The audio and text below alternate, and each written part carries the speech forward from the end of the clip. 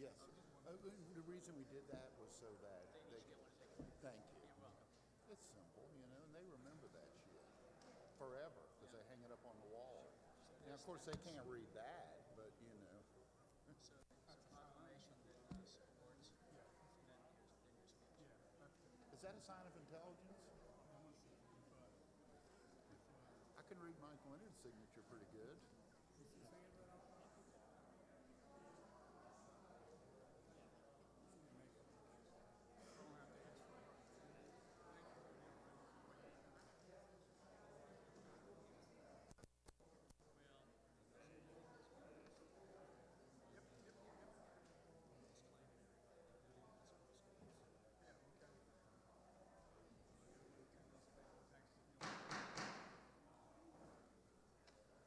Loud gavel today. We'll go ahead and get started. Our October 16th meeting. We'll go ahead and open it up with a motion to approve the agenda. All right, moved by Mr. Lawrence, second by Dr. Tisdale. Any discussion? All in favor? Those opposed? Motion carries. We'll move on to the mayor's report. Okay, thank you. I think we're going to... By the way, happy birthday, Mayor. Belated birthday. How old are you? I always add 5 years to you. So. And before you get started, we Thank actually you. have a birthday boy in the house over here, All right. Mr. Gines. Happy birthday. It's a good day. Happy 53rd or 4th? Which Yeah. one is it? 55th? Yeah. Which one? Is it working? Yeah, it's working. 53. Congratulations. Okay, Mayor. All right, I got one proclamation to a proud Biloxian, Stacy L. Terrace Barber. Would you come up, please? Thank you. Bobby did a great deal. Great job with her. So let me, if you want to come up too, come on up with it. Yeah. Well, Stacy, let me read this to you. This proclamation from the city of Biloxi, whereas Stacy L. Terrace Barber, author of the new farce, The Godmothers, was born in Biloxi and grew up in D'Iberville. And whereas Stacy's love of writing came at a very young age, penning poetry, song lyrics, before moving to short stories. She considers herself a closet writer by night, balancing her writing with a successful daytime career as a commercial real estate broker and developer.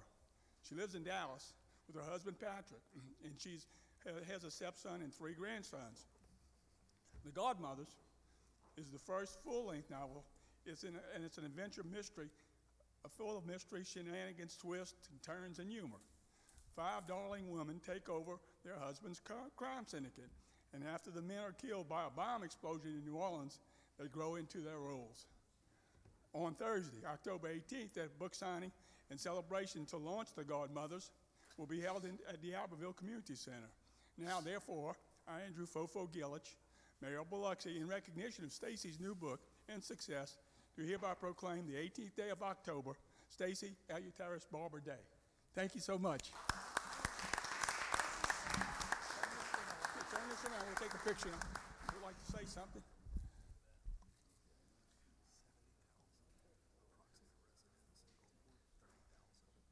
Great. Thank you. Would you like to say something? Thank you so much, Mayor, and thank you to the City Council for this. What an honor it is. First, I'd like to say that the book is complete fiction, and it's you know, I've been asked that question a few times. There will be some things that you'll recognize because I brought a little bit of the coast to the book. So hopefully there's some things that everyone will like to see. I had to bring a little bit of my hometown to the book, so it is fun. I hope you enjoy reading it as much as I did, and it will be released on the 18th. So thank you so much for this honor. I appreciate it very much. Good luck.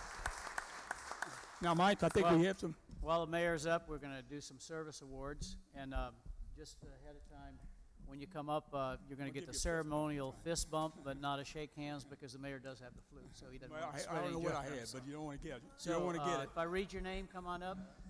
First, Danielle Braun, Administrative Assistant, Community Development, 5 years of service.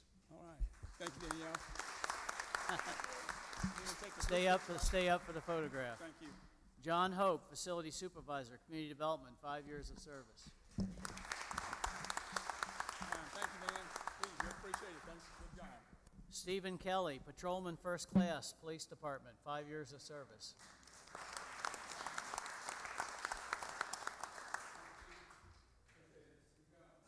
5 police years, it's kind of like animals. 5 police years is a lot more years than everybody else, right? Jennifer Polk, Commercial Building Code Inspector, Community Development. 5 years. Diane DeGeorge, Computer Operator, Police Department, 10 years.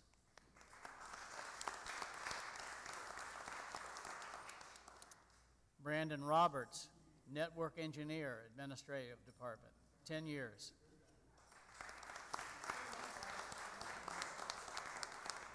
Felicia Serpas, Planning Technician, Community Development, 10 years.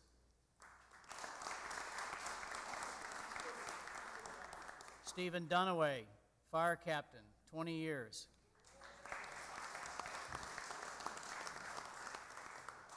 Louis Soldo, Lieutenant Investigator, Police Department, 35 years.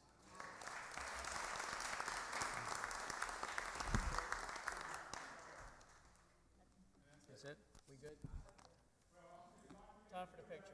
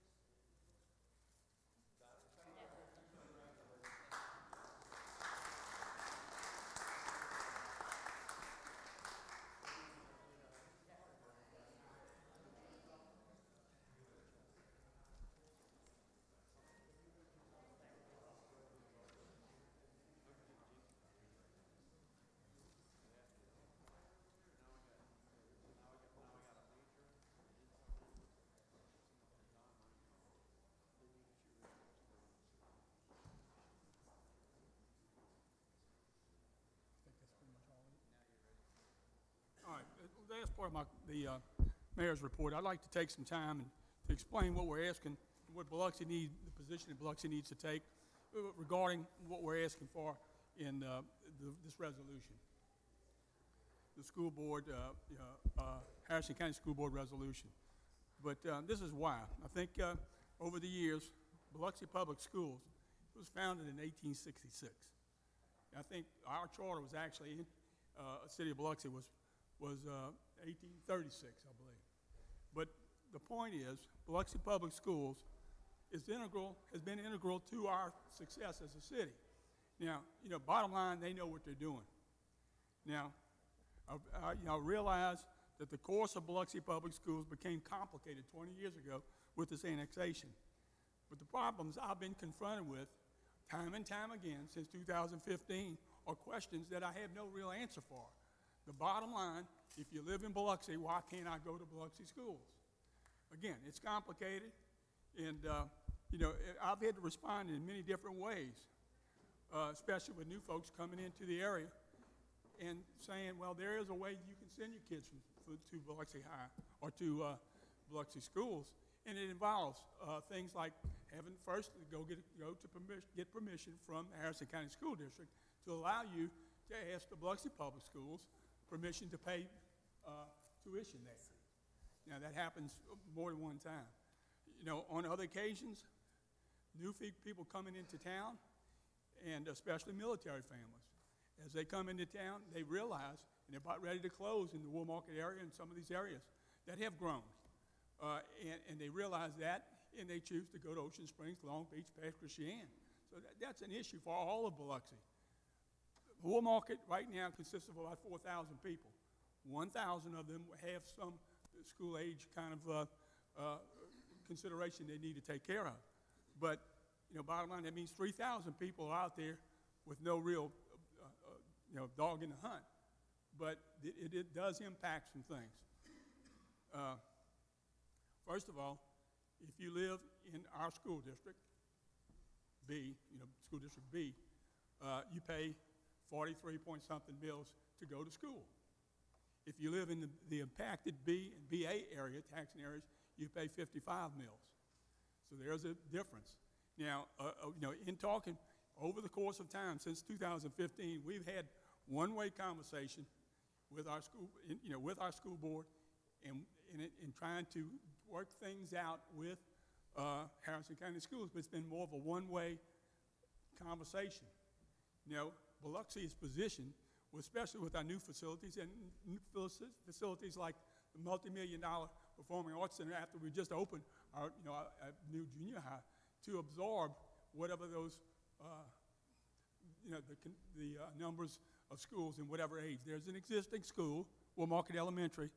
It's a K through 8 school at this present time. It's literally inside the city of Biloxi. Eventually, I believe, Jerry, you had mentioned about 1,700 residents have really grown there since 2005.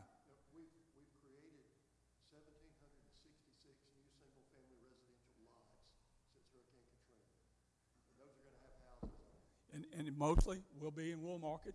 And the position is that, they're Biloxians.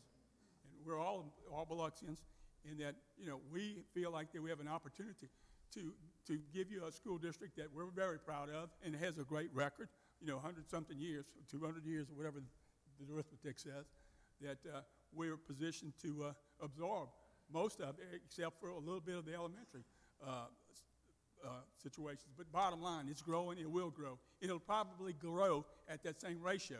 So whatever it grows, 2,000 more people, you're going to still have about 25% of them people will have kids in a school somewhere, and the rest of them won't. And the rest of them, they're paying that tax, regardless of whether they have kids in school or not, to the county. We've met our role to the county as far as their debt service, in providing more money than they expected. Bottom line is, we want to be able to say, hey, we can offer you something that's great. We're an A-rated school district, and I'm not putting a hammer on anybody, but I think the position is that we need to be together in asking for consideration. Hey, stop, give me some time now, because we've been talking about this for time and time again. For a one-way conversation. Just 4 or 5 weeks ago, we were told that this bond issue is going to make this thing almost irreversible. So I'm asking you to support our resolution to hold off on this referendum, which will almost make our position irreversible. And if that makes sense, and I think there'll be some people in the area or in the audience to comment on that. So that's my position, and I think that's what we need to be as a city. And Will Market's Biloxians are like every one of us, and they're growing, and we're proud to take this position. So I thank you. That concludes my report. Thank you, Mayor. Can I ask a question about that? Go ahead. Yeah. This is what you were talking about. What did it take legally? I know you have to go look it up. Nobody's going to know why somebody who lives in the city of Biloxi cannot go to Biloxi High School. Well, okay, what is the legal ramification? Well, Peter will address that. And there are, some conditions during annexation came before, my time and your time. Well, I guess you were around, but I don't know. But Not quite. But I think there were some conditions. But the school boards can work this thing out. I don't think the school board can do it. This got to come from the state. Well, I mean, this is a state. This thing was set up because of the Mississippi Power Grid. That's how this thing was created. What is the condition? 60, 70 years ago. The annexation thing. In 1986, they changed the statute to say that after an annexation, the district lines would remain the same, and then they had 3 or 4 different mechanisms to shift territory from one to the other. So that's where it stands right now. There are mechanisms to shift territory or take territory in, and I don't know if any of that has been explored. I don't think any of that has been explored yet. I mean, that's 32 years ago. I don't get it. That's a weak argument. Yeah. Well, I mean, these schools sit inside the city of Biloxi. These people live inside the city of Biloxi. They should have the right to go to Biloxi High, period. well, There should be no question. You can't do that. You got to pay tuition. Could you live in Wool Market? It was annexed by the city of Biloxi. And we let Dalville take in the Dalville High School, and we did all that annexation. Had no problem. So why are we having a problem? Yeah. Biloxi. And our Biloxi problem, this is unique to Biloxi, and we're uniquely asking for consideration. That's all we want. And we've not gotten it. We've not gotten an audience to say, how can we work this out equitably between all sides? We can. I'm confident. And, you know, I think this step we're asking you to say, hey, hang with us, because we don't think this is the right thing to do at this point in time. I had no problem supporting that, but I mean, you get $55 million they're getting ready to spend. It's going to cost people money, and they're going to load them schools up, so they're going to suck people out of Biloxi to send them to those schools. That's right. That's the problem. And you know, it's not going to help us. The arithmetic and the mechanics are such that it can work out. Logistics never fails. That's right. Yeah. Anyway, thank you, George. If I could just make a comment, a little bit of history. I think all of this started with the Hattiesburg School District annexing part of Forest County. And they annexed the particular part that had the industrial park. And in doing so, as they annexed that part and it became part of the Hattiesburg School District, it pretty much gutted, I believe it was Forest County School District, of their tax base. And then it kicked around in court, and Forest County won the suit. And I think shortly thereafter, all this was remedied with a change in state statutes. But that's kind of how it all came to be. That was probably 40, 45, 50 years ago. But that's just, as I understand it, how all of this started. Thank you. Anyone else want to make a brief comment before we move on? Okay, we'll move on to, there's no departmental reports, correct? The only thing, I did get an email from Oscar Renda. I'll try to submit that later and supplement the record, that she did give kind of a brief on some progress, and I'll try to give that to the clerk later on for the record. We'll move on to council reports. Mr. Lawrence. Yeah, I got a couple statements. I talked to Mike Lynn. I talked to the mayor about this. You know, we had Cruising the Coast downtown Wednesday. Awesome. You know, we had a little problem sometime with the parking because they wanted to fill up that empty parking lot before they sent these people to the restaurant. The key to me is let them park by the restaurants. That's why we're having 15,000 people come downtown to spend money. And I told the mayor, I said, and we don't need to put a 2 o'clock time limit on it. These people just starting to have a good time at 2 o'clock. That's money. We do this. You spend $2 million on a road to get people to come downtown Biloxi. Well, you had 15,000 people downtown Biloxi. Don't run them home. Let them have a good time. Let them park where they want to park. Police control that pretty good. You know, that empty lot won't be there next year, maybe. That's just part of it. Let them park by the businesses. Let them park downtown. Let them park up and down all the roads where all the restaurants at. It's easy, and they fill up. You go around. I walked around all these places. They were jacked to the wall. That's the idea of it. I don't care. We have it twice, you know, more than once. The mayor and I went to the governor's thing. There wasn't that many people there, just the people that hang around the governor. That was Friday night at the MGM Park, you know. I mean, they didn't bring anybody. We went and looked at the cars Saturday. It was a nice thing, but it just wasn't anything set up. The thing downtown Wednesday is really great for the city of Biloxi. So we need to expand it. Be more courteous. Let these people come. Let them spend money.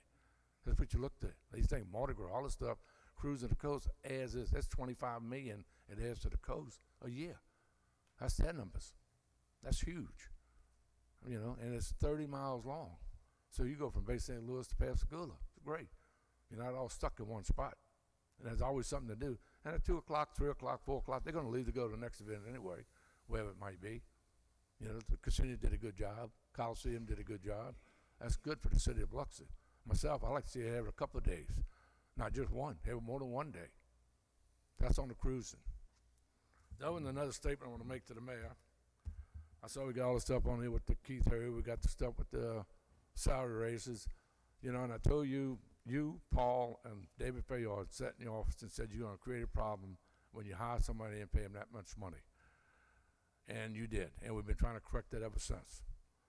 So this is between me and you, the mayor, and Paul, and David Fayard, who sat in your office and said, you cannot pay somebody that kind of money and then turn around and try to justify everybody else's salary when you pay somebody $25,000 more than any director made that's been there 25, 30 years. So I had a problem with that. Had a problem with them that, I tell you that all the time. You know, you got 4 people, you got almost $600,000 tied up in. When I asked about giving them 3% raise to the city, everybody went crazy. But we got $600,000 tied up in 4 people. That's a ton of money, you know? And then we asked them what they do, and Mike Linda tells all the time, well, y'all voted for this, and they can't do that, and they can't do that, somebody can't do that. So what are we paying these people this much money for? If nobody can do anything. So that was just something I had to get off my chest, had to tell you. And I'll tell you these things at the meeting. I don't go talk to the media, you know, because they only give you a sign box, half the stuff you want to say. So I make my statements at these meetings. And that's why I'm telling you straight up. Talked to you about this before. Talked to Mike Linda about it before. You can't justify doing all that when you got 600 employees that they look at it don't mean nothing to them. Them poor guys, they work out there, clean the district, do everything else, get 3%, not much money for them. So no, I have a problem with those, paying people this kind of money. I've always told you that. You know, so that's my take on the increases, and Keith Hurd. Thank you. Mr. Gines? Yeah, just a few comments. I'm just glad to see Division Street opened up a little bit. And of course, the progress is slowly moving forward. Although they still have a few little issues, I'm glad that it is at least open. And I want to call up Mike Griffin, but first I just want to hit a few quick comments before I call up one of my own. Yeah, I know Ocean Springs, we were going after a downtown grocery store, and I see that Ocean Springs got Aldi's, and that's one of them that we were targeting, getting in Biloxi. So now that they're here, we want to continue to go after them. Spoke with Kay Miller today and talked with her about it, and we believe that may be a good thing because they're right here. They're still looking for some property. We have property in Wool Market to try to get a distribution center. So that may be something that Biloxi can kind of look at and probably go after. All right, at this time I'd like Mike to come on up and have a few comments about OMS.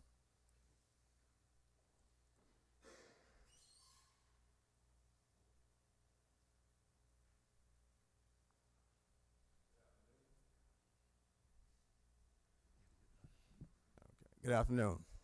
I'd like to thank you, Councilman Gines, for giving this opportunity to speak about Our Mother's Sorrows. And I echo that. We are happy that Division Street is open now. Some of the problems we've had and still having at Our Mother's Sorrows is related to the road work.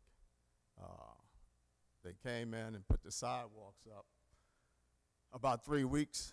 Not the sidewalks, but the curving, about 3 weeks ago, and left the sidewalk part where you can't walk on it. We have members, elderly members, that can't get into the church. They put a little hard surface right there in the front of the church from the street to where our sidewalk starts. I've talked to Mr. Walt about it. He has helped us in the past with flooding, Oscar Render leaving the equipment on our small parking lot to where we couldn't use it on Sunday or during the week. We have church there 7 days a week, sometime twice a day. I know we talk about repopulating Biloxi, East Biloxi. I can tell you that we're losing members because of that. They can't come to church, they can't get in there, they can't use the parking lot. And I've been complaining about this for months.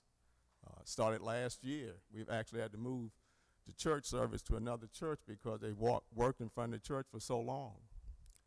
I mean, I can go on and on with that. But my concern right now is this has really created a safety hazard. I was ushering last Sunday, and I had one of my elderly members, and as a lot of us old people, we can't tell them what to do, so she was walking down the sidewalk on this uneven ground. And my heart was pounding as I raced down there to take her off. Had to walk her in the middle of the street to get into the church. So this has really become a safety hazard. I just want to go on the record as saying that this is something that needs to be taken care of immediately. I think at this point, Mr. Mayor, I want to address this to you. if there's anything that you can and will do, we need to do that immediately. Also, in the back of our church, there's an open culvert.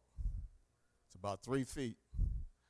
I've asked for over a year to at least come and put some type of barrier around it to keep the kids or anybody from falling into it. This is open ground.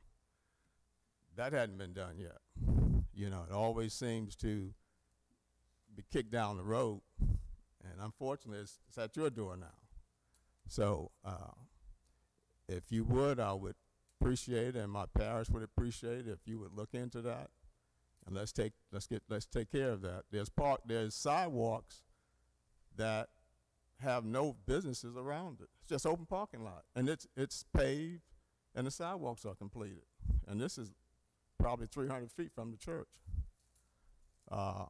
When I asked, when are you going to get to the church, the answer I get is, don't know. What is the schedule? Don't know.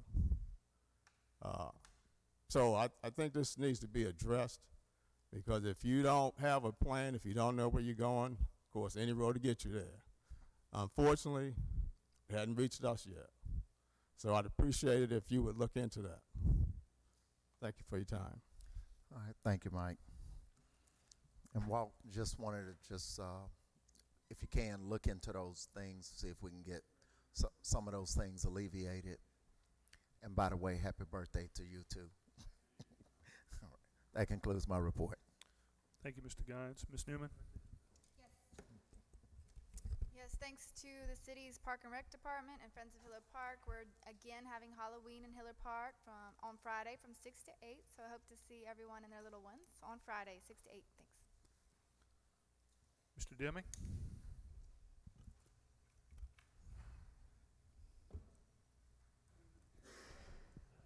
What? No trophy? Well, I came in late because I was looking for my goose egg, but I remembered I gave it to Mike Leonard on Saturday. He left before. Is that it? All right, Mr. Tisdale, you got any goose eggs over there? No goose eggs. Although I would appreciate the support of the council to deny the ordinance for rezoning. That's the residential property that's up for rezoning there on Pass Road, just west of Edgewater Estates. It's item 4B on today's agenda. I'll say a little bit more about it when we get to that item on the agenda, but I'd appreciate your support in denying this ordinance today. Thank you. Mr. Barrett? Yeah, a few things. I'd like to thank Sherry Bell and Parks and Rec Department for putting on the Halloween event at the Woolmarket Elementary on Friday evening. And then Friday night I got to go out and watch the St. Martin and Biloxi game. And very eventful weekend. Then Saturday morning, Robert and I had the opportunity to play in a pickleball tournament. Where's Mike Leonard at? he ran out. Coming. So before Saturday morning, I didn't even know what pickleball was. So the first 3 games were sort of rough, but by the end of the day, we played 6 games. Robert and I were basically, mid-level pros, and we won our last 3 games, including an 11-0 rout of Mike Leonard and Captain DeBack from the police department. So it was a great weekend. Thanks to the guys for putting that on, and that's all I have. Can I piggyback Sure, on that? go ahead. I wanted him to let him get through that, but Sherry, we had a great tournament. Tons of people. There were RVs with Louisiana and Florida tags, people from all over, and they travel. That complex has been the most successful renovation we've done in Ward 4, I think, to date. It was an amazing tournament. I wish Tom was here so I could thank him. He did a great job. Is he? He's here. Or he was here. He probably is out practicing. He's got to prepare for me and Nathan next time. But Hey, Mr. President, is that why Leonard left? He was embarrassed? I think he knew that the. Yeah, we kept the scorecard, by the way. I have a picture of it on my phone. I'm going to comment too. I talked to Mike just before this meeting, and he was still kind of licking his wounds. He said that he was on the court where the sun was in his eyes, and y'all kept him on purpose. You kind of kept the match over there a little bit longer, just showing off your skill. So you were keeping him blinded by the sun. But anyway, I'm glad y'all had a lot of fun. That's a great growing sport all across the nation. I can't wait to see what it does on the Mississippi Gulf Coast. Does that conclude your report? Can I ask a question? Do they have any more of those lined up, those tournaments? Yeah. I hope y'all pay attention. It works. Do it. Yeah, It's and not that hard, you know. It's not rocket science.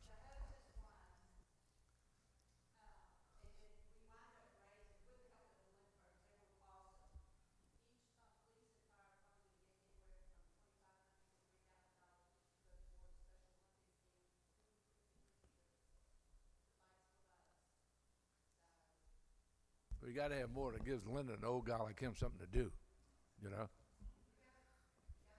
George, we need to see you on the court. I'd be too good. I've That seen you wouldn't probably dance. be a problem. You could dance around that court a little bit. That's I'm true. sure. I could So, do that. In my report, I got a couple of things. First of all, I know our hearts go out to the families and victims of Hurricane Michael. You see that type of storm, and it was Camille-like in its fury and its wind and the pace that it came across Mexico Beach, Panama City, and other spots. Again, our city, our community is there to respond. I'm hearing all sorts of efforts to go provide some relief. Some of them have already began. It's going to be a long process for them, but it really brings back shades more like Camille maybe, and somewhat like Katrina. But they got a long road to come back for it, and I'm sure they will. The other thing is the mayor touched on the county school, or the referendum on the county. I think we ought to pause. It's irreversible. It's actually irreversible if we issue a bond, if it goes to a referendum and it passes. You start something that you really can't turn back. And I think we should pause, take a long look at it, see what those alternatives are, and what's in the best interest of Biloxi. And I know there's a piece of my ward that is looking at this with some keen interest. They prefer, like the mayor mentioned, if I'm in Biloxi, I want my kids to go to Biloxi. If my kids play with my friends in Biloxi, we're Biloxi. And there should be a route or an avenue for our kids and our families to attend Biloxi schools, if all possible, before we switch to a different means. And that concludes my report. We'll move on to the public agenda, citizens' comments. We have a total allotted time of 45 minutes. You may approach the front and have a seat. Record your name and your address on the document provided, and state it clearly in the microphone for the clerk to record. Each person will have up to 3 minutes. You can speak on any topic that you wish to speak about. So we'll start on this side of the room. Come on up, raise your hand, come on up. Come on up. You're the closest. My name is Jim Clausen, and I live at 2637 Parkview Drive. Dr. Tisdale is my councilman, but I know a lot of you, especially the newest one, Mr. Lawrence. But something happened at the end of the, I have an office over there at the Hobby Lobby Shopping Center, and I do real estate, I do development. I also have a real estate school where we get people licensed, for real estate appraisers. We did your daughter there, Mr. Mayor.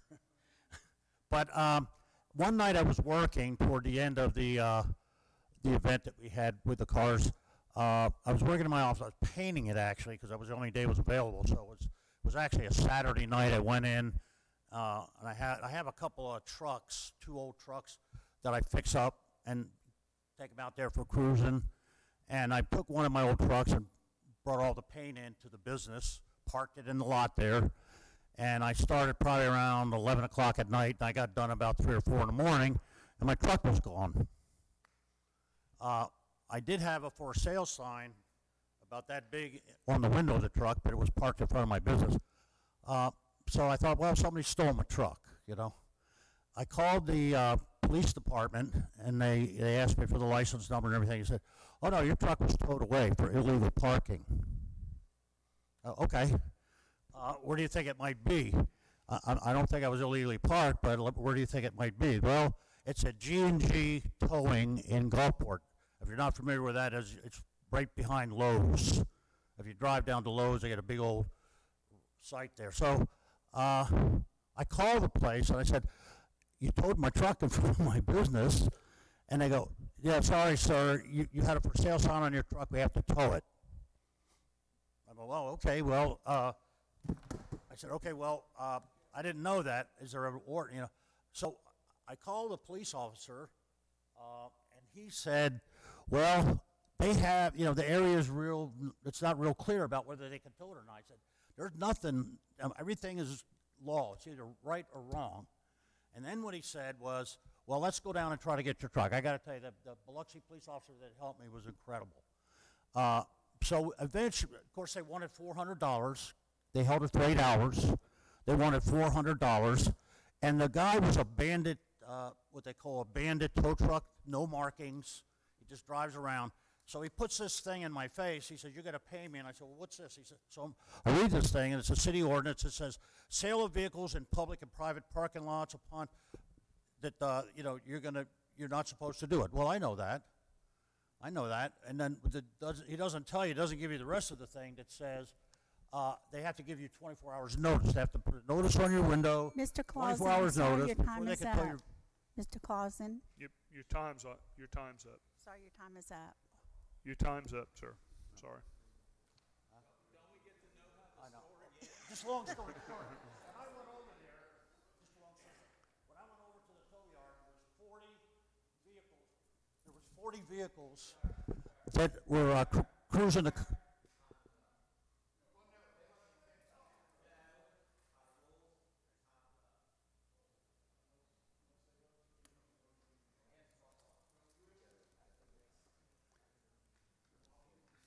What's that? Time's up.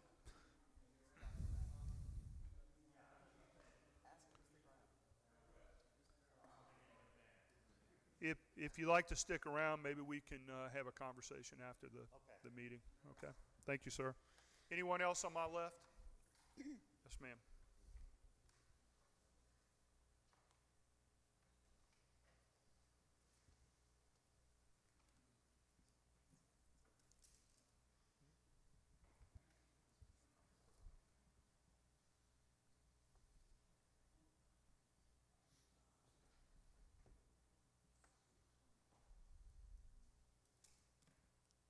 Hi, I'm Ann Thomas from Edgewater Estates. I'd just like to tell you a little bit about our neighborhood and our neighbors. For the last 2 weeks since you tabled the rezoning, we've been talking to our neighbors, and they're very enthusiastic about this, very passionate about stopping this rezoning. We had over 90 people sign our petitions. We've had several people write letters, and I did bring those today. I know that to you this is a rezoning, but to this is our way of life. We have people that have lived in our neighborhood for 50 years, and they're still there. And one of these ladies is the very one that, if this rezoning extends further in the future, it will be behind her home. And she's a 90-year-old lady. She does not want that. Edgewater Estates is an old neighborhood. We have 128 properties. After Katrina, we were kind of in bad shape, like most of the neighborhoods, and our property values plummeted. We had rentals and vacants and some derelict homes for years.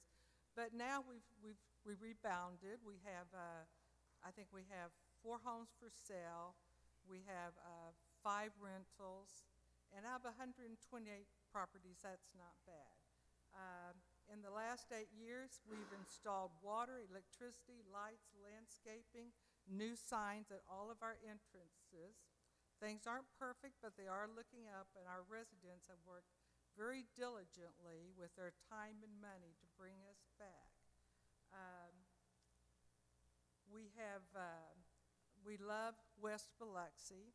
We have some wonderful residential neighborhoods, Edgewater Estates, Goose Point, the Enclave, and we have fantastic shopping already with Edgewater Mall, Edgewater Village, Edgewater Square, and Walmart. We hope that Biloxi will appreciate what we have over there and try to keep our way of life. Now, Cotton Four wanted to rezone 800 feet. They went with 200 feet, which we are still not happy about that because we feel it's the beginning, and this property has been rezoned about 3 times in the last few years. So we think that's enough. You know, rezoning at the whim of a developer is just not good for the city, and we hope that this is the end of it. Excuse me, Ms. Thomas, your time is up.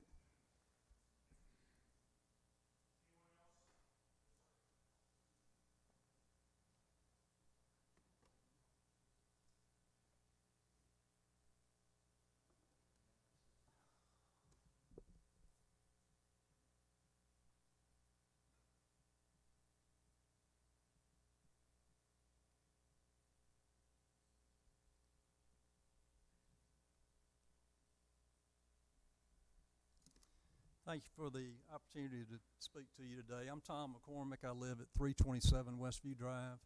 I spoke a couple of weeks ago, and I really wasn't knowledgeable enough about what was proposed. So I went and read the September 6th transcript of the Biloxi Planning Commission meeting when Ms. Ford came before them. She indicated that the property had been donated to Gulf Coast Community College to build an entrance there off Pass Road to go back to the college. It was going to be the main entrance to the college with signage to indicate that that was. At this point, there's been nothing presented to the city from Mr. Ford or the community college about building the road or a road. There was discussion about changing the zoning to NB, and Mr. Krill indicated we have kind of a unique piece of property because it's the deepest, if I understood it right, would be the deepest piece coming off Pass Road to be zone NB and backing up to residential. So I think there are more questions than answers at this point about proposed road and proposed development. If you look at the property around the proposed rezoning,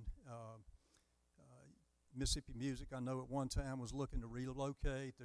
There's an empty lot. The Switzer property has been for sale for quite a while. The corner of Pass Road and DeBees, that northeast corner, has been vacant since Katrina. You go the other direction on Eisenhower, there's an empty bank building. There's some retail fronts across the street.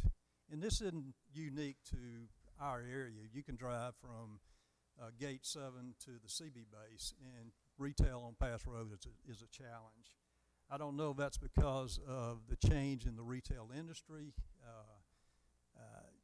I'd say who's signed up on Amazon Prime, there'd be a lot of hands that go up in this room. Walmart is changing their business model. Last year there were four online acquisitions for Walmart, 3 in the last week. So retail industry is changing. So I don't know if that's the challenge for Pass Road, but I think progressive thinking, like the movie theater at the Edgewater, so there are a lot of moving parts.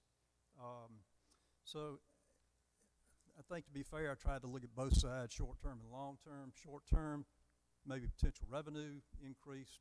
Long-term, question and answers on the development of the property.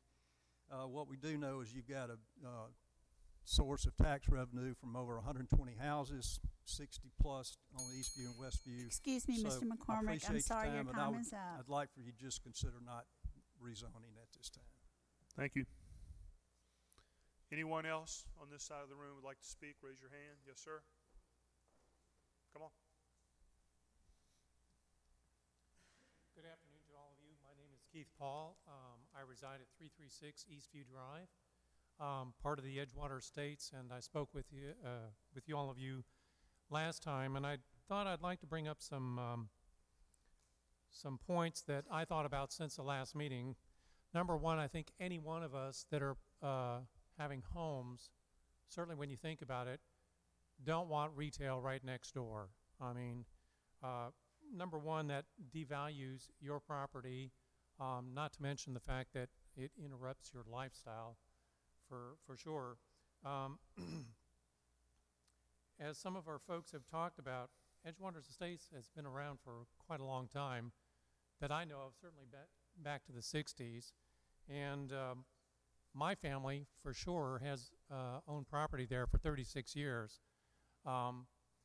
Over the time that I've been aware of Edgewater Estates, sadly, part of the community has been whittled away at. I think for those of you that are familiar with the old Edgewater Golf Course, that was changed at one point where there is now retail space where Hobby Lobby and Joann's is. Since the sale of the golf course, sadly, there was a proposal on one of the fairways to bring in retail space again over towards Keesler Air Force Base. And, you know, we're an older community, but we're a community of great residents, and I'd hate to see that something like this impacts our community once again. For those of you that may not be aware too, traffic, I mean, Pass Road we've seen over the years certainly has increased with traffic. We actually had to move our entrance that was much closer to Eisenhower a little bit farther west because of traffic. My thoughts on this, if we open the road up back in that area that is proposed, you're increasing traffic again that now is closer to our entrance and makes it even that much harder to get into. So that's something to consider as well too.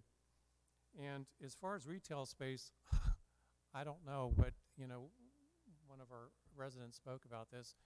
Yes, it's a changing industry, but my gosh, when you look around Biloxi, we've got so much empty retail space available. Why would anybody want to increase by a residential area more retail space? So those are my thoughts, and I appreciate your time once again for listening to me. And that's all I've got to say.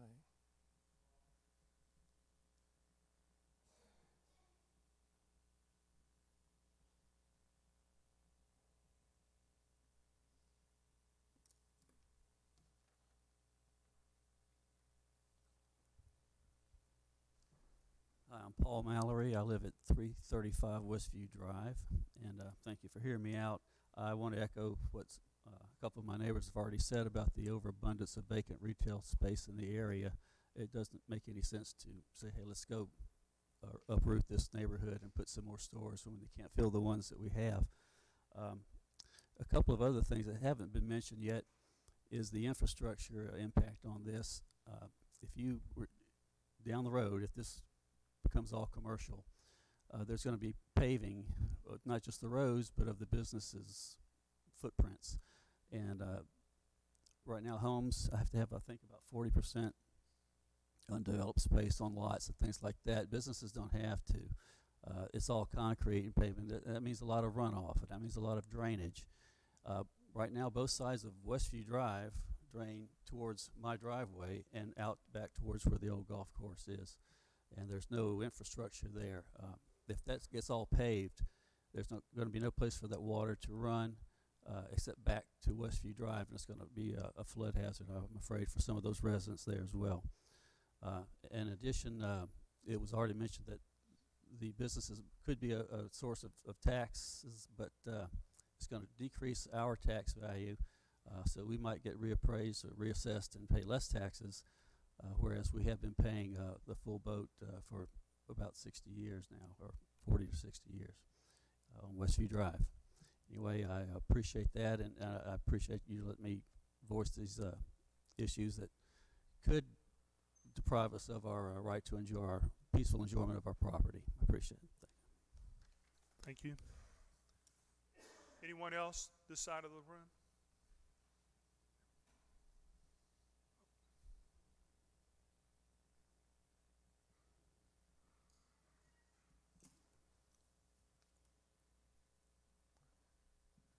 I'm Sherry Giacone, 321 Westview Drive.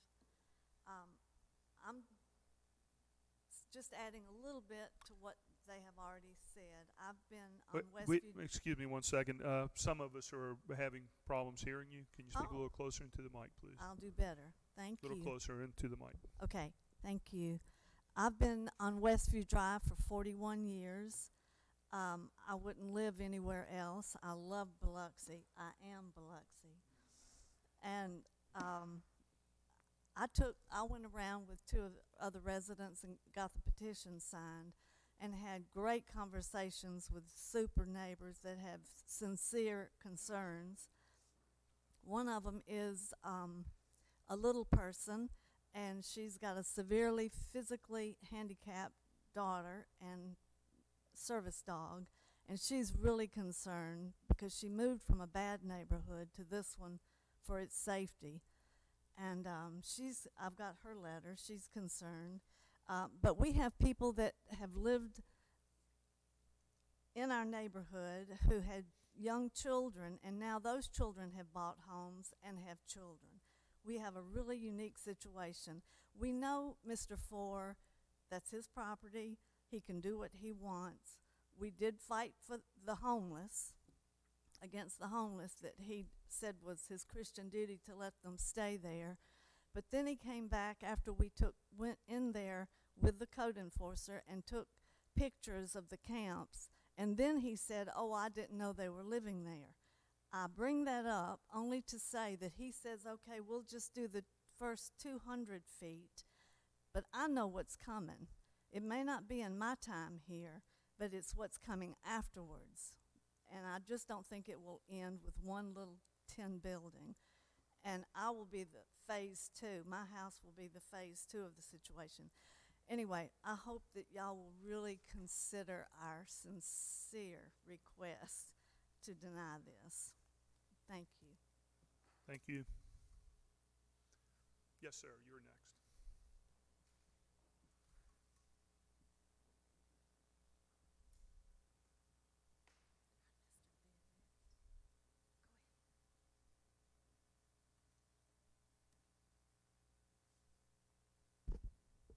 Good afternoon. I'm Richard Benton. I live at 337 Westview Drive in Biloxi. I'm a relatively newcomer there. I've only been there about 15 years. And what's proposed sounds not so bad. A little few feet up against Pass Road. We're going to change that zoning. And maybe we'll build a road, and it's a foot in the door. And that's really what we're opposed to, because we don't want our neighborhood to change. We've got considerable investments there. I paid more money than I should have for the house. My neighbors probably got a lot better deal 50 years ago. But you know how that works. So in any case, I urge you in good conscience to vote against this ordinance. Thank you. Thank you.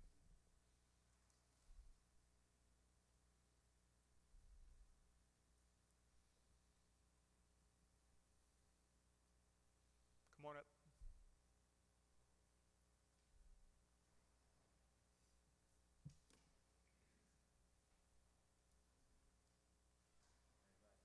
How's everybody today? Doing good. My name is Leo Carney. I'm currently at 2470 Deming Place, but due to a death in my family, I will more likely be back here on Keller Avenue pretty soon here. The concern I have, I've attended a few of the Agricultural Review Board meetings, and what I noticed in reading over this book is that there is a district, a central district north of downtown area, that is not considered on the National Registry this booklet here. But that district does have a lot of historic landmarks, you know, as far as our community is concerned. You know, the guy just came and spoke today about Our Mother of Sorrows. You have the Old Beck Lodge, Tabernacle. We've got the Dr. Gibbons Mason's office. Again, the Vernon Gilbert Elks Lodge. These structures need attention, and they need to be renovated. In reading this book, I see where, you know, there are tax incentives available.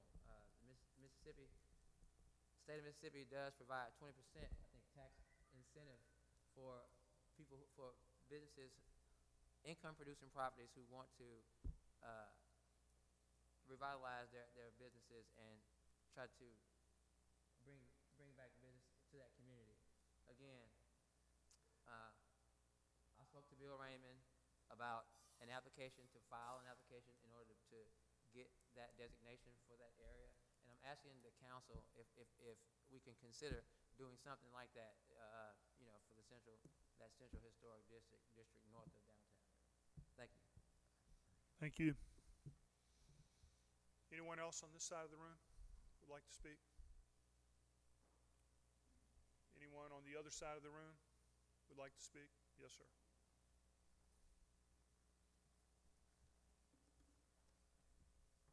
This is about the property at 2730 past Robin's Forums. I had something planned to say. If you could speak into the microphone, please. I had something planned to say until. And state your name and address again for the clerk. Larry Lyons, 201 48th Street, Gulfport. Listening to their concerns, I'm kind of stuck in a hard spot. When I rented this place from Mr. Cotton, I didn't know it wasn't commercial. I've put $20,000 into this place. And what I'm trying to get is just a 200 feet. And if y'all talking about the homeless and stuff, I've run them out of there. My place got broke into Sunday. They tried to come through the back door, but the alarm caught them, and the police came. I've run these people off out of there a lot, the homeless. I've cleaned that place up. All the businesses around Sir, if you could address the council. You know, all the businesses around there, they don't want me to leave either.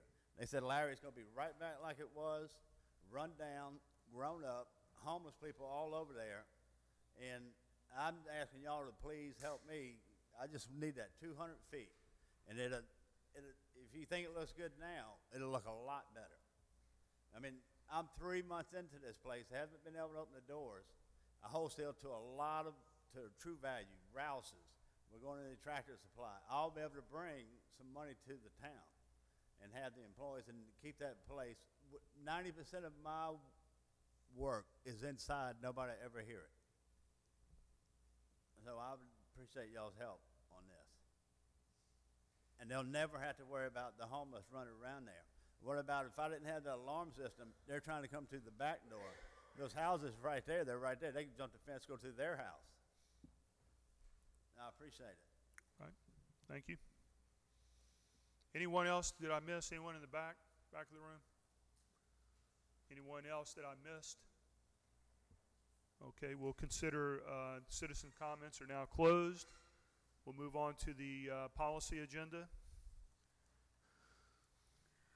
Ordinance to amend section 2335B6 of the Code of Ordinances to remove Biloxi landmark designation from destroyed structures. All right. Move for I'll second. First reading by Mr. Lawrence, and Mr. Tisdale seconded it. Is that all we need? All in favor? Oh, just first reading? Okay. We'll move on to the ordinance's second reading. Ordinance to approve a zoning map amendment to authorize a change in zoning from RS10 low density single family to NB neighborhood business for land identified as 2730 Pass Road. All right, Mr. Tisdale. Yes, thank you. And I appreciate the residents of Edgewater Estates coming out today. I'd like to make a few observations. First of all, I can't recall any change in character in the neighborhood other than Goose Point has been developed. there in the last 10 years or so. There's been nothing put forward during the previous hearings to indicate that there was a mistake in the original zoning of the property as residential. There's been nothing put forward during previous hearings to indicate that an established community need is apparent for this business. And as we heard 2 weeks ago, when this matter was discussed and tabled, at least one business is operated at that location without a permit to do so. There are other sites, as noted by some of the residents, on Pass Road already zoned appropriately for this type of business. I also want to note, because I think this is just a critical point in looking at the transcript for the Planning Commission hearing, which I usually make those meetings, I missed this one. But the applicant wanted to rezone the entire 4-acre parcel as neighborhood business. And it runs pretty much down the entire west side of Edgewater Estates, adjacent to that. And the Planning Commission looked at, I don't know if you'd call it collapsing the zoning or whatever. They typically don't like to split parcels and have two different zoning designations. But under the circumstances, I think as I recall, the applicant really didn't say anything more than they wanted it all zoned for neighborhood business. And if you look, if you did a little homework, it was noted there was property donated by the owner to the community college for the purpose of a road. I assume it's wide enough. I think we established that you're looking at least a 50-foot right-of-way. So I'm assuming it's 50 feet wide.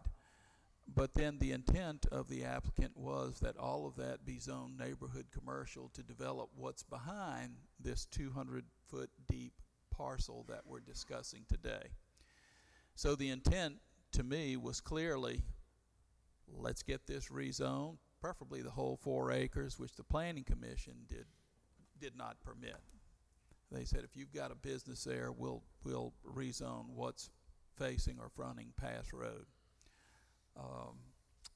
So I think the owner tipped his or her hand at that point, because the intent certainly is to come back at some point and have it zoned commercial in some form or fashion. And based on where the proposed road may be west of this structure, it looks like what's going to be left in the rest of that parcel is going to be so narrow that you really can't put residential properties or residences there on the remaining acreage. But I have no doubt that the residents are reading this clearly, and I think you would agree, if you've read and studied that transcript, that that's exactly what this owner intends to do. It could be a year from now, could be 21 years from now, but the fact of the matter is, as I recall, the applicant's representative had to leave the room to talk with the property owner during the Planning Commission meeting, when the Planning Commission said you can't, well, if you have no plans for the rest of that parcel, we're not rezoning the whole thing neighborhood business. So I don't think I've misstated anything, Mr. Creel. I'm sure you'd correct me if I did.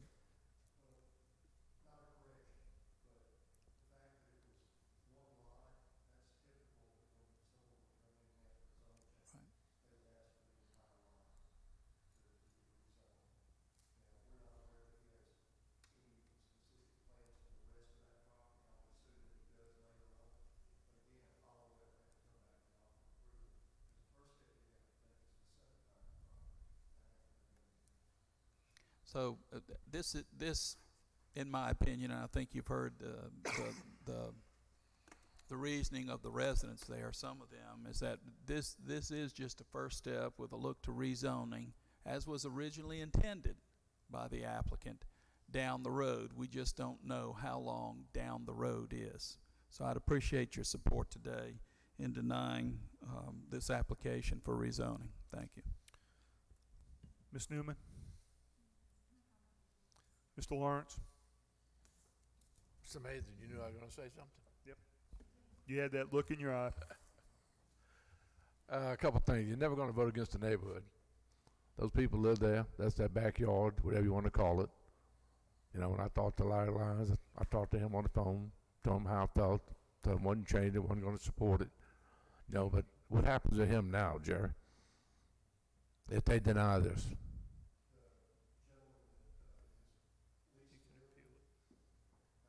Speak up, Jerry, I can't hear you. These people are interested in what you got to say, you know. Okay. Well, I'm speaking as loud as I could. If he signed a contract with Cotton 4 for property that's not zoned correctly for what he wants to do, that would be between him and Mr. 4. The city wouldn't have any involvement in that. So that's kind of where it is from a legal standpoint. I will say this, though, just so you'll know, Mississippi Gulf Coast Community College has contacted us and has scheduled a meeting for next Wednesday. Now, we haven't seen any drawings or anything, but it's for the road. That's the discussion. Well, y'all say that. Did he actually donate the road to the city?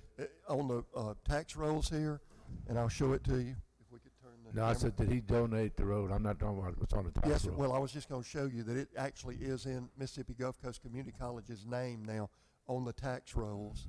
So he did donate it, or they own it. That's the He point I'm donated trying to the make. Mississippi Gulf Coast Junior College. Yes, sir. So it's not the city road.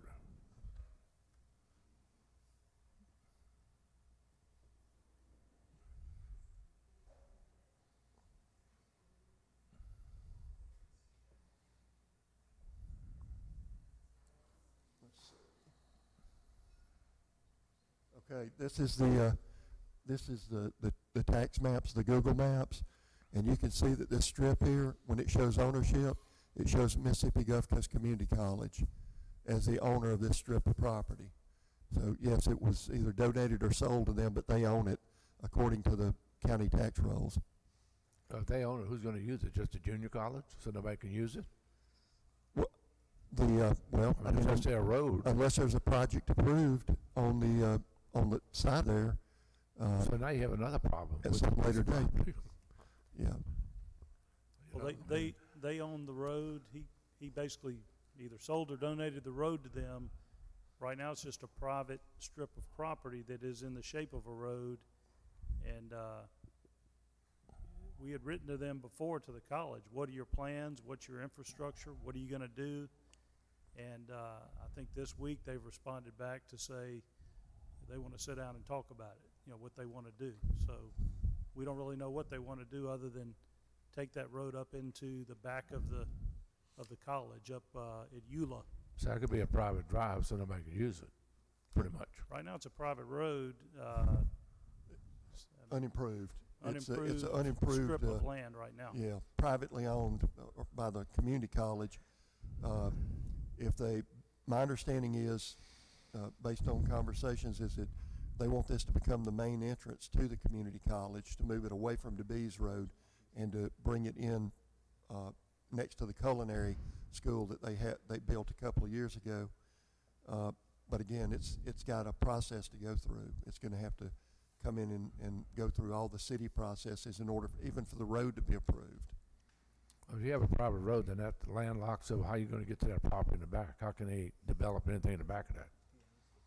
Well, I'm sure that he's maintaining an easement. If he doesn't own the property anymore and he's got land back in there, typically they'll put a perpetual easement in there to allow him to have access to his property. But that hadn't happened either. Well, we don't know what's happening right now, other than they want to schedule a meeting with us to talk about it, and all those questions will come up when we have that meeting. So you got one huge problem with you have, and that poor Larry Lyons, he got in the middle of it. That's what happened to him. Yeah, that's not a good thing for him, but it's not a good thing for the neighbors either. So you got several problems right there with that piece of property. If it's at the private road, then that land's locked. Then you can't go through that 200 feet in the front. How you gonna get to that property? You can't. Have to go through the neighborhood. So you got a huge problem back there. I think what his intention would be, I mean, right now it's zoned for a residential, and if that road is there, he'd be able to carve it up and sell residential lots. Yeah, but you don't know that. That's just something you're saying. Well, they'd be smaller lots, you know, they wouldn't be RS10 like the lots that are over in, If anybody Edgewater knows Estates. WC4, he likes to make money. Hey, God bless him, he likes doing that. Mhm. He's not doing this to be nice. He's doing it to create something so he can make money off of it. Yeah. That's what he does. I mean, hey, that's nothing wrong with that. I mean, he owns a lot of land. He's the biggest landowner in Harrison County. It's WC4, in case y'all didn't know that. And he does that to make money. I mean, that's up to him. All right. But you can't affect neighborhoods and things like that. And that's my problem with it. You affecting a neighborhood, I can't support it. That's what I told Mr. Lyons when I talked to him. Thank you. All right. Mr. Guines? Yeah, I got a little bit of a different take on it. I'm looking at a building that probably once was a business. Am I correct?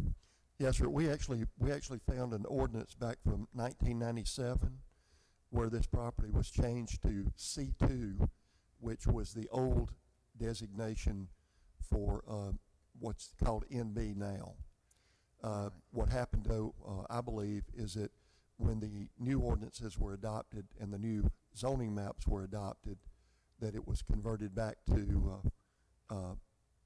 RS10 as a part of that. And that happens. That's natural. Sometimes there might be a zoning designation attached to a proposed piece of property to be used, and a lot of times it's attached to it because there was a building on it in 1997, according to the tax rolls. But sometimes that either through mistake or through neighbor request or whatever, the zoning gets converted back to the original zoning, which was probably RS10. Gotcha. And I'm hearing a lot of the talk about a road, you know, and a whole strip of land. And of course, the issue at hand right now is just the 200 feet, which is a building that was occupied by homeless at one time. Well, no, the homeless were living in the woods behind there. The woods. Okay. Yeah. Okay. Yeah. So, I'm just kind of looking at it. You know, I'm not in favor of a road going back there. That, you know, that futuristic stuff of a road. I'm not in favor of that. But I hate to see a building go to waste that's in good use. And you know, and in my community, I see where buildings that are not used become homeless shelters or ad hoc homeless shelters. So I'm gonna look at that very hard. But you know, it's hard to deny a business that's there. But for the future use of a road and other things, you know, it has to come back before the council, based on my understanding of sitting on the planning commission. Things like that have to come back to us. Anything that goes beyond this point right here is going to have to come back to the council. Even if he decides that he's going to go in and split up the rest of this property or try to rezone the rest of this property, all of that would have to go back to the planning commission and the council. And the first thing he would have to do is to subdivide this property right here at the 200-foot line. That hasn't been done. He could only use the first 200 feet for the commercial operation. And let's just say he did decide to come in and build houses along here or whatever. All of that, the subdivision process, the rezoning process, the preliminary plat, every bit of that has to come back to the planning commission and the This council. is not about the road, and this is not about the rest. It's about just the 200 feet and just the business. That's it, the 200 feet that face Pass Road. Yes, sir. Okay, thank you. Mr. Barrett? I have several questions. The road or the area that's proposed or whatever to possibly be a road, that's currently zoned neighborhood business as well, correct? I'm sorry, residential RS10 at this point. It's zoned RS10, but to develop a road, you wouldn't have to change the zoning. So a road can go like a school or some other type of facilities can go into any zoning. Okay, so to develop the road, would that have to come before the council? Yes. Okay. Secondly, one of the reasons to change zoning on a piece of property is if it was originally zoned incorrectly. Is that That's correct? one of the three reasons, yes, Okay. sir. And at one point, prior to the city prior to this area being in the city limits, this was a business, is that correct? It was. Okay, as the Director of Community Development, would you, your opinion, do you believe that this piece of property is zoned correctly or incorrectly? Not the whole piece, but the front square. Do you believe that this is zoned correctly or incorrectly? Well, one of the things that we look at is the surrounding area, and I understand we've got a residential neighborhood next door, but if you look at the zoning map, you've got neighborhood business right across the road right away, the road strip that Mr. Ford gave to them. You've got neighborhood business across the street, and you've got neighborhood business here and here.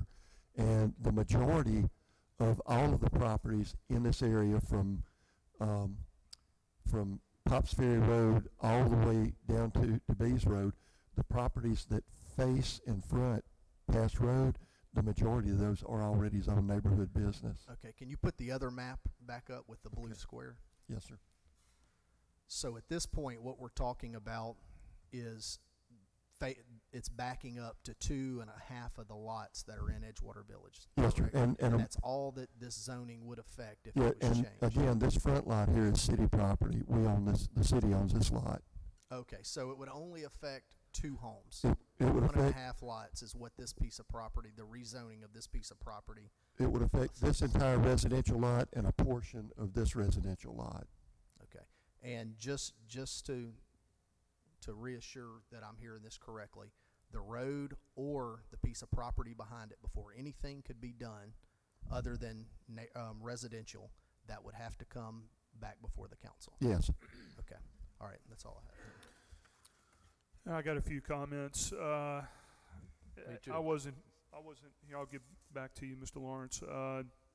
I wasn't here for the last meeting when y'all were debating some of this stuff, but I watched it on Facebook Live, and I did pull some of the reports at the Planning Commission. And I'm struggling with a few things.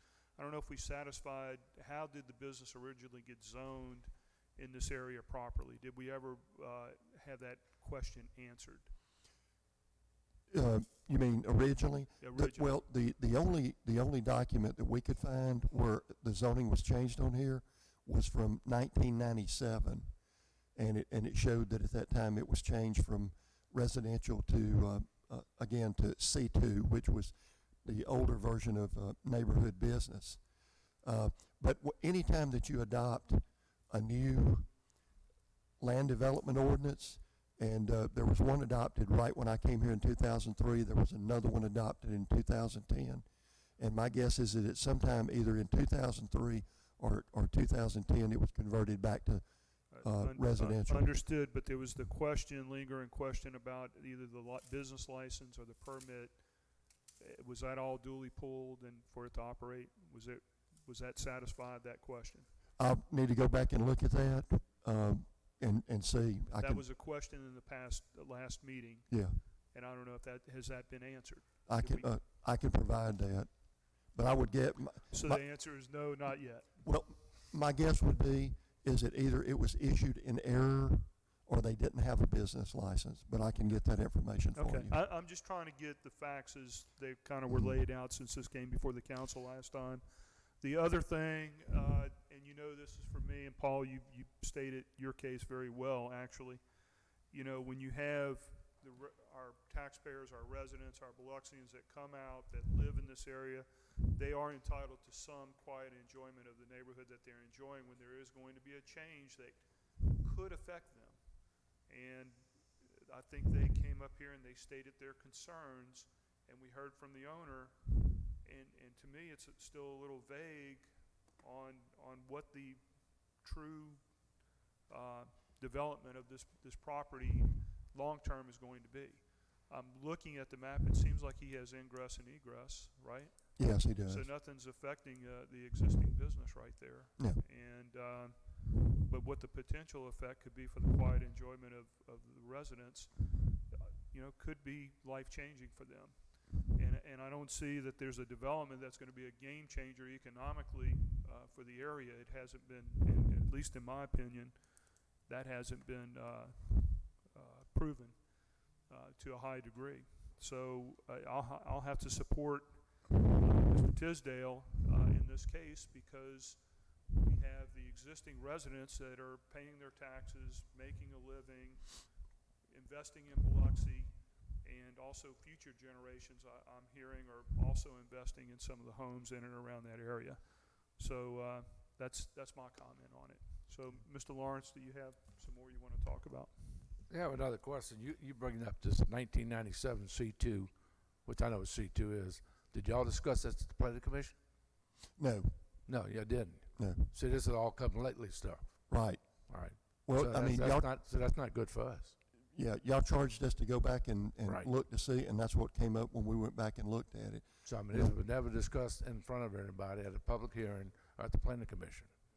And let me tell you something else.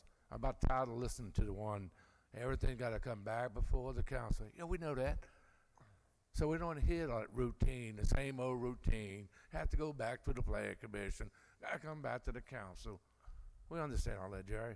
Once you make the first move, it's bad. It's a bad move. The second move is going to be worse.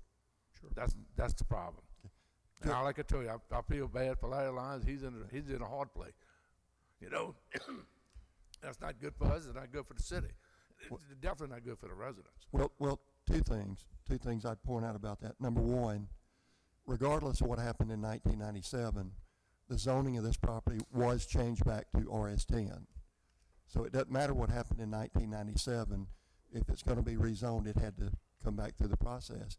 And as far as bringing back up, going back through there, I was just answering questions that were proposed to me by the council, and I think y'all want me to answer questions. So. Correct. And what's the other question? The man did not come WC4 to do 200 by 200.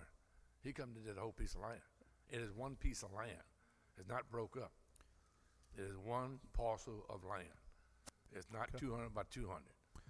And he didn't come here asking anybody that he was just going to zone 200. That came a recommendation from the planning commission. So that wasn't what he looking for. He was looking for that whole parcel to be changed, not 200 by 200. Right? Well, he didn't ask for that at the front. Y'all suggested that. No, that's not correct, Mr. Lawrence. We didn't suggest, we suggest that you split the property, that you divide the property. You divide the property and then ask for it. He went ahead, and this is typical. I'd like to know if I'm going to get the zoning first before I go back in and take these other steps. Sometimes they'll do it on the front end, sometimes they won't. But I think the planning commission made the right decision. There was no justification for rezoning the entire piece of property, so they did what was within their authority, and they reduced it down to the 200 feet to accommodate just the property that was in question and the one that had the parking on it and the building already on it. I think they made the right decision. And they WC4 asked for the 200 by 200. No. He did not, right. No. So I was correct. He did not come up asking for 200 by 200. Again, I'll tell you. So. I don't know how much clearer I can make this. It was one lot. Okay. Thank you, Mr. Lawrence. I got one comment. Mr. Creel, we appreciate you answering these questions. Believe me, I know how sometimes it can get contentious. That's just how it is sometimes. Mr. Deming, my colleague, has he wants to make a comment before we go to Mr. Deming. Again, it appears that there needs to be more clarity on what the true development of this property is. There's a lot of, it seems like, unknowns here. We don't even know what the community college's intent is yet. And before we jump up there and start making decisions, it seems like we should have a better idea of what the plan is, of what the owners or the principals want to do before we just jump and start doing some of those things. Mr. Deming. Well, now, two comments. Okay. The first is I appreciate every time you say it has to come back before the council. And it's not because Mr. Lawrence to Mr. Barrett have been here every time and have heard you say it. It's because the people behind you don't hear you say that every time. And I want to assure them, and it does assure them, whether they accept it or they don't, it does come before us, and we have the authority not to allow that to be a foot in the door, rather just one property that's changed. That's correct. Second is we're considering this 200-foot property, and if we're unsure of what the development is, he can tell us. I think we should move forward with this instead of wait for the plans of the entire property. That's when those plans come before us, I think we can discuss those. Right now, this is a front-facing property. on Pass Road, which is one of our major thoroughfares of our city. It's different than the remaining 600 feet or that strip that's called the street that's just unimproved land at the moment. That's the only comments I have.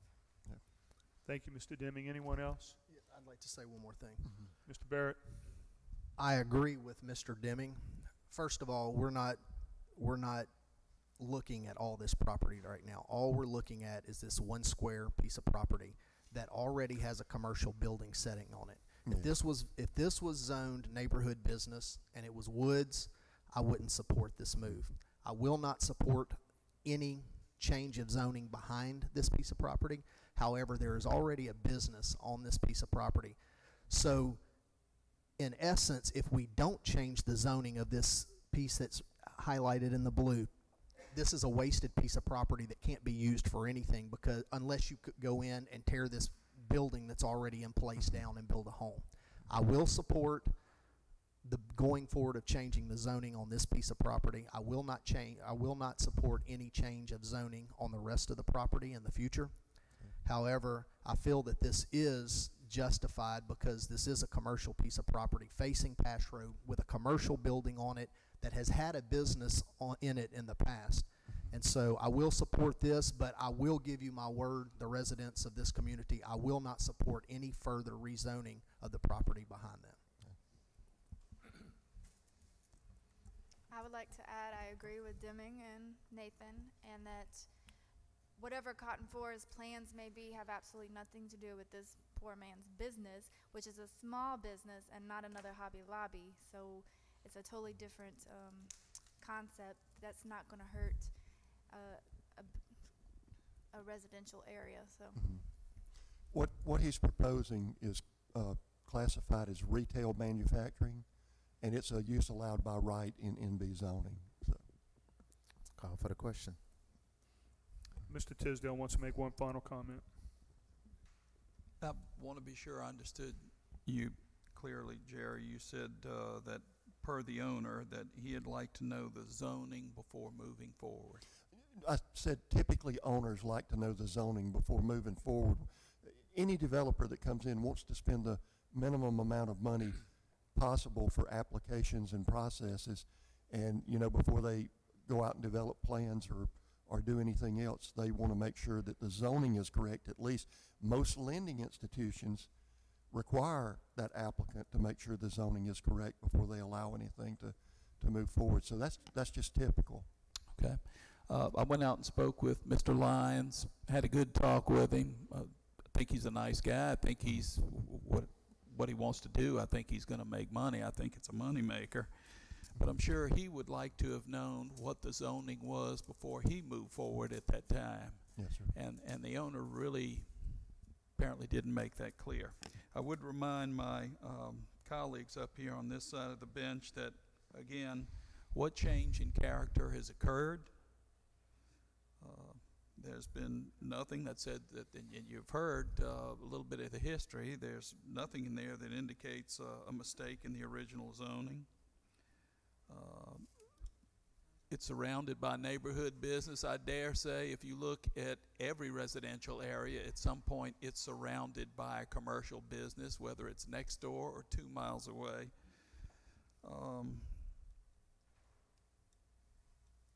And again, I go back to the original application to rezone, as Mr. Lawrence noted, the entire property as commercial, that is neighborhood business.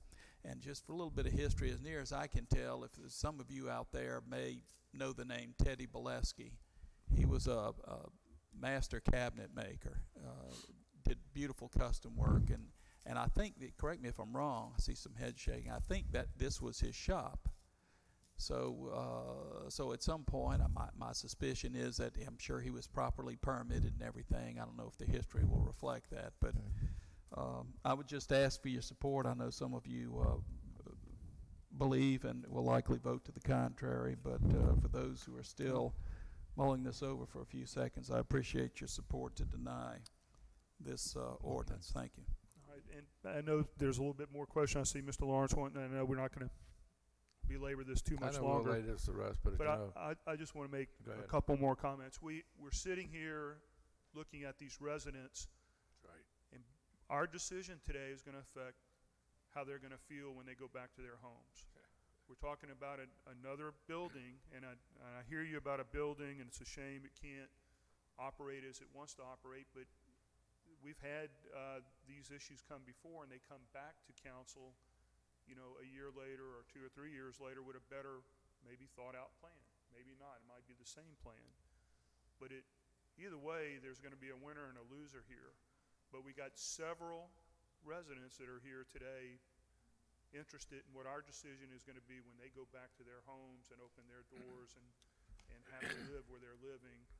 And we have a business owner that has some ideas for a building, one building. And maybe we need to pause this a little bit and wait for a better plan in the future when we have more clarity. Mr. Lawrence. Pretty much following up what you said. You ask the people to come. You support the residents. They're the people that put the votes. They do what build town neighborhoods. And yet we sit and constantly just beat them up. Y'all come talk to me, but we're not going to listen to you because we want to move on. We want to move forward. What about them? What about their lives? What about their backyard?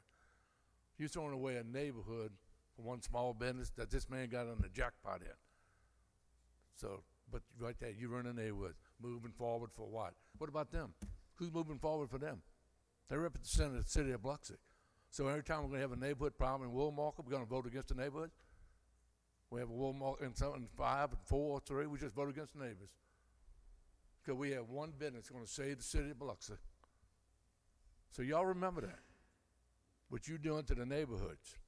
And these people that you ask to come up to speak, and we represent. And you just laugh at them and turn them down. And say, I'm not going to vote for it next time. There ain't no guarantee for that. George, no one is laughing at Ain't no guarantee anybody. that anything about next time. Next time will be a different world. You get beat up next time. You get a few phone calls from a business and you change your mind. Ain't no guarantee you're going to vote for anything next time or against anything next time. But the problem is you're voting against the neighbors right now, for sure. Mr. Barrett? First of all, there's no one laughing at anyone. I made a statement and I said, I give you my word that I am not going to support any further rezoning of this property. Like I stated before, it's not like this is a piece of property that's wooded and privacy. The building is sitting there. There's access to Pash Road. It's Pash Road frontage property. There's no one making fun of anyone or laughing at a resident at any expense. That's a ludicrous statement. No, well, let me say, maybe it's not laughing the correct word, but you're not listening to them. And you guarantee what you're going to do next time? Ain't no guarantee about anything next time. I have listened to them. I've went out, looked at the property. I gave my word last time that I would go do that. I've ridden through the neighborhood. I have a friend that lives in a neighborhood that told me that they have no problem you're not supporting the with neighborhood. this zoning. So I stand by how I'm going to vote. Well, but to make that sometime. statement is ludicrous. Okay, anyone else have a comment? Anybody want to recommend calling for the question? Call for the question, please. All right.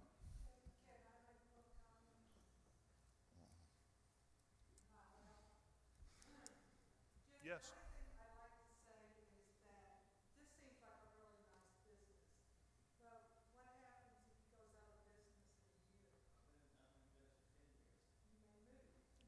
Okay. Nope. You shouldn't have done that. It come back before the council. And the other thing that we thought about is, you say you won't vote for the rest of it. Will you be here the next time? Right. There you go. There'll be new, there may be all new people, and we start all over, and they'll say, well, we'll do this, but no, we won't go on around Eastview. We'll stop right here this time. So, I mean, we've all been through this, and this is a big deal to us. Thank you. Just to make a I'll note, allow since any rebuttal if you want to make a comment. Since there was, I hadn't made a statement. Mr. Creel said something that I think is pertinent. It resorted back to a neighborhood business, and if you go out of business, the possibility if that happened, just like it just happened. Am I incorrect on that, Mr. Creel?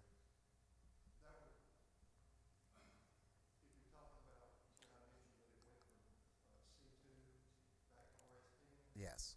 Those changes typically will happen whenever we adopt a new land development ordinance, because adopting a new land development ordinance, we have to adopt a new land development map. Sometimes there's things that didn't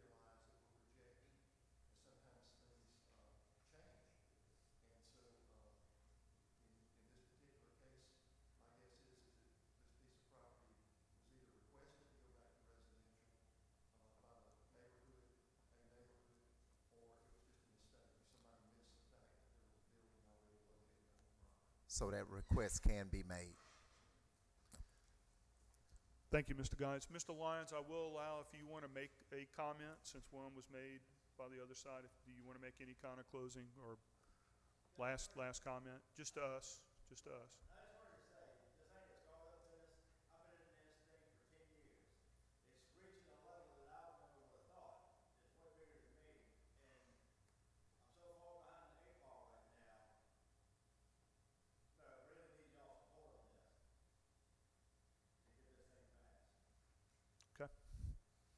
Thank you. We had a Call for the question. comment to call for the question.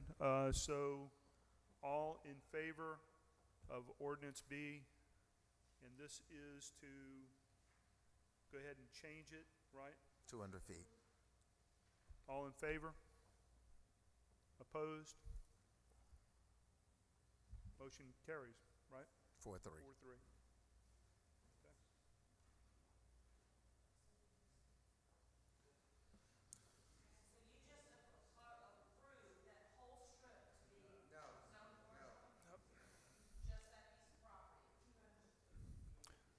All right, if the clerk would go ahead and move on. Okay, go ahead. Correct.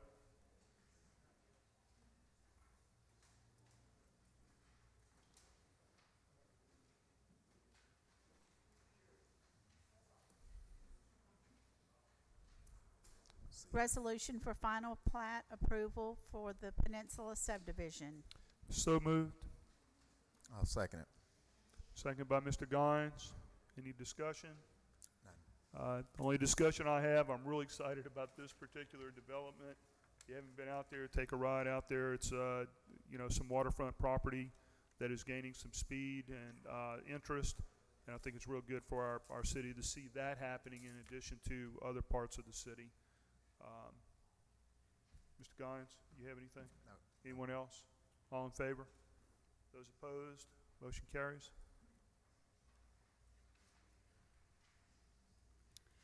Resolution to approve and execute agreement between the City of Biloxi, Mississippi Key Impact Strategies and Keith Hurd. Mr. Tisdale. Yeah, I'd come back to the arguments I recall that the points I tried to make last time, and that is with the different federal funds and revenue streams that are out there, it's nice to have somebody on the ground around the table when these discussions take place. I recall using the example of the Go Mesa money. This is oil revenue from, I think, leases out in the Gulf. Those dollars will flow to the states and come through the counties, not the cities, for example. But also it helps to have somebody up there pleading our case around the table when you're dealing with the Inspector General's office, with FEMA. I can't say really anything more than I did last time, and that is I don't know if there's anybody knowledgeable in the room, or certainly not as knowledgeable, I suspect, as Mr. Hurd in this case. But I think it would be money well spent. Thank you. All right, Mr. Guines. Yeah, I'll just kind of echo the same thing Dr. Tisdale says. It's better to go with somebody we know than to go out and look for somebody we don't know. We already have a personal relationship with them, and I think it's in the best interest of Biloxi. Thank you. Mr. Lawrence. I go back to the same thing I said before. Think it's too much money you're paying anybody.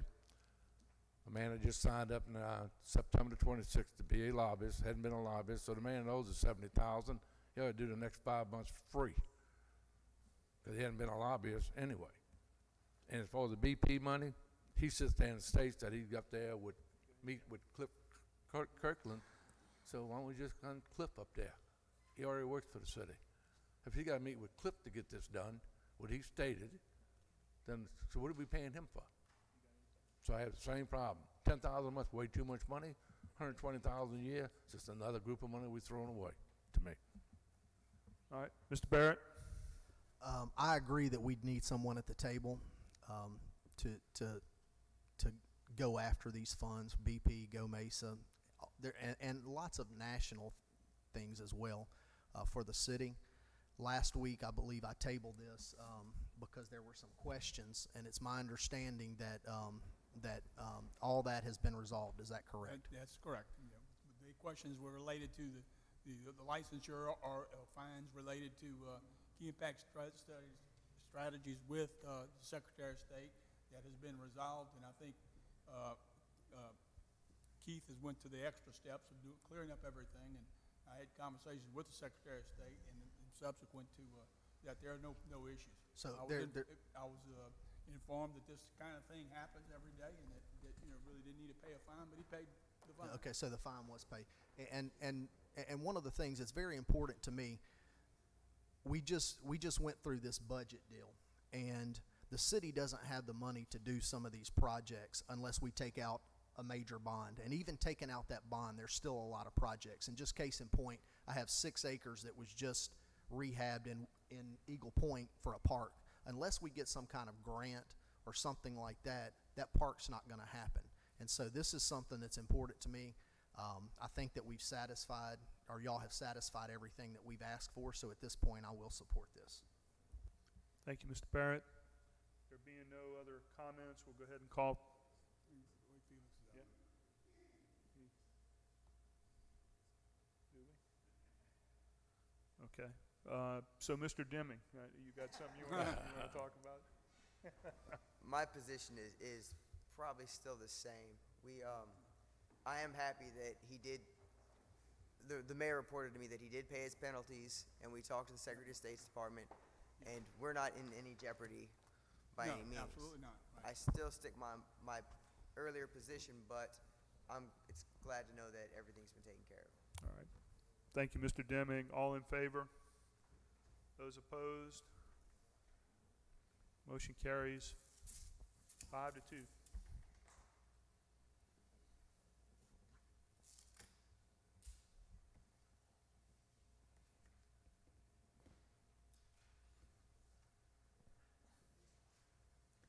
Resolution adjusting compensation for department directors. Okay. We have a move it for discussion. Yeah, I'll make that motion. All right, I'll Mr. second it. Tisdale. I'll second it. Seconded by Mr. Gines. Mr. Tisdale. Yeah, the first thing I'd like to do is just point out that if you're a director, you got a lot of responsibilities. You're not an hourly employee. There is no such thing as overtime.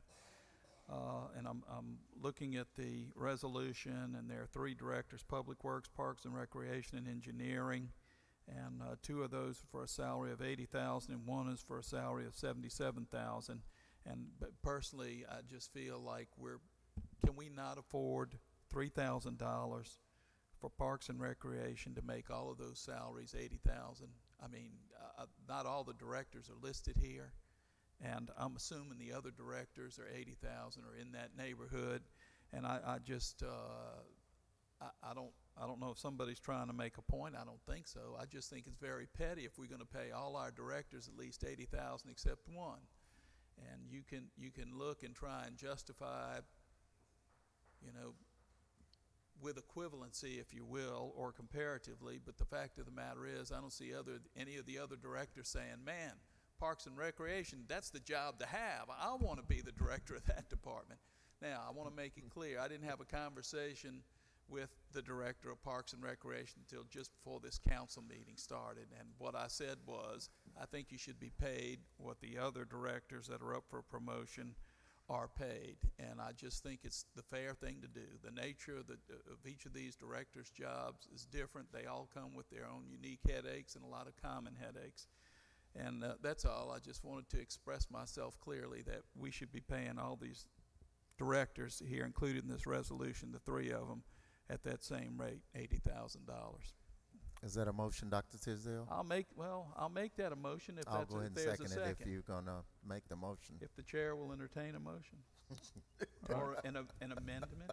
Is that a amendment, not a motion? Yes, I'd like to make an amendment to the motion that would increase the salary of the Parks and Recreation Director to $80,000. All right, we have a motion to amend the director's pay to make them all equivalent of $80,000, seconded by Mr. Gines. Discussion? Mr. Tisdale, since you made the motion to amend. Yeah, do it. Discussion? That's Okay. all. Just do it. Why Mr. wouldn't you Guines, do it? Thank you. discussion? I done second it. All right. Any other discussion by anyone Can I, well, on the amendment? do you not want to raise taxes to come up with the extra money? Yeah, let's go ahead and add the taxes in there Well, too. let's talk about taxes. Yeah, Let's talk come on. about I taxes. like If that. you want to have Is that- taxes, you is didn't that want to a talk matter about of fact- taxes at budget You want me to time. make No, the motion? I'll you make that open this motion. can of worms, so let's talk about taxes if you want Wait, to talk let me about clar- taxes. Was that a motion to amend, Mr. We're gonna Demme? go ahead and raise the Okay. tax. We're gonna raise the meal while we got a chance too. No, seriously. So let's have any other discussion on making it 80,000 for everyone. Equality. So Well, all in favor Wait, of can the? I ask one question? Yes. So every director we have makes exactly the same amount of money? No, I'm talking about the rest of them. Now, this represents about a 4% increase, and it's well worth the money and the additional 3,000. Yeah, well, I thought the 3% increase Let to me the make the employees statement, was George. ready. Let me make the statement, okay? These people, I guarantee you, if we lost one of these folks that are dedicated, like you can hardly explain, that it would cost you a lot more money to replace them, replace that. It's well worth. You got to keep employees. Employees make you money, and these are valuable employees. They're worth whatever it is, whether it's $3,000, but the position that the arithmetic shows is about a 4% increase.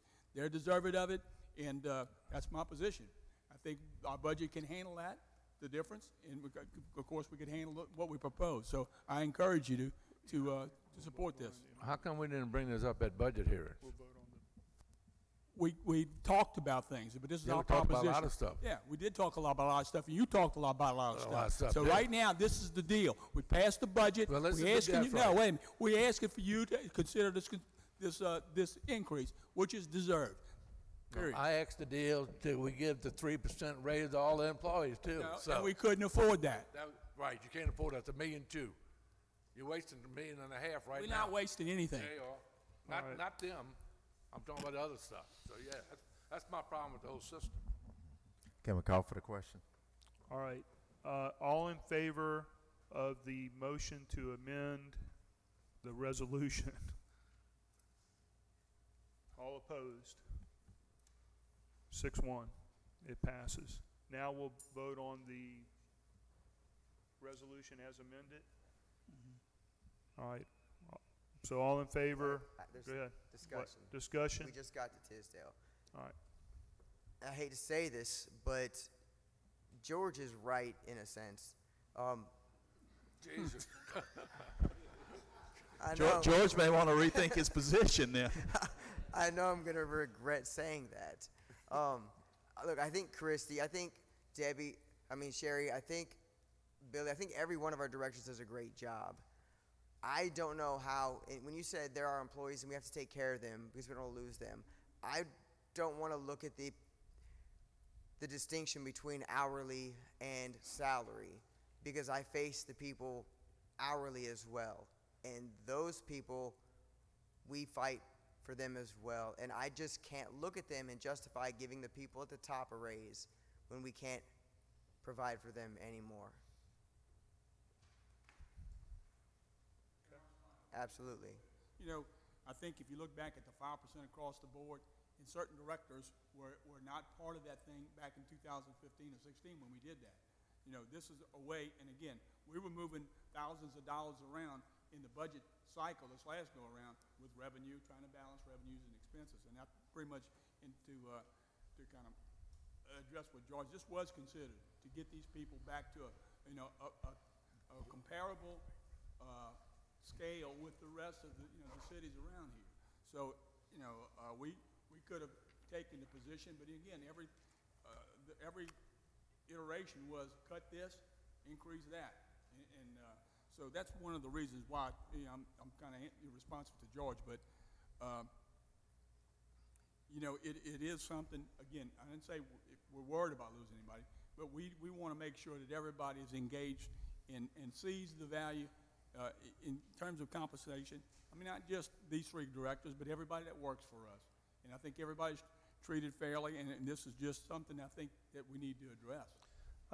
The other thing, and this goes to George's point too, is that during our budget discussions, if there was going to be a move in this direction, we should have had a little bit more, and it's probably not the right word, but a little bit more transparency that was going to come up, that there was going to be an increase in the director's compensation. And I would just, for future budget discussions and everything, if that's the direction we're going to go in the future, it would be just nice to just be kind of part of that process. Because when I read this resolution, it wasn't discussed in the budget per se, even though the total number may have been in there. We didn't say we're going to raise the director's pay or anybody else's pay. I'm not opposing it. I don't object to it. The amount of difference and variance it's the right thing to do to make them all kind of equal. But I just would like to see a little bit more transparency in the future with the budgets, because we're always so tight, and labor is always a big thing. So okay, real quick before you go, and of course I'm going to support this. I know we gave our employees a raise. I think you said 2015 is what we're looking at, and of course it's deserving for our directors who do a good job and do a hard job. But in the next cycle, I want to strongly look at our employees that we have, our salary employees. And there are a lot of jobs out there that are not appropriately marketed. You know, they're not making what the job suggests. And there are a lot of areas out there we need to really look at. So I guess in the next year, we need to kind of go around and assess the different jobs that are out there and be equivalent to what people are making around the state in that area. And I know that there are a lot of jobs where we have a lot of great workers who are not where they need to be. And by the first step is bringing our directors up where they need to be. And now we need to start looking at our employees, especially in this next cycle. So I'm doing this on behalf of moving forward in that direction. My answer back then, I mean, surprised that Robert even said anything nice about me. That's amazing.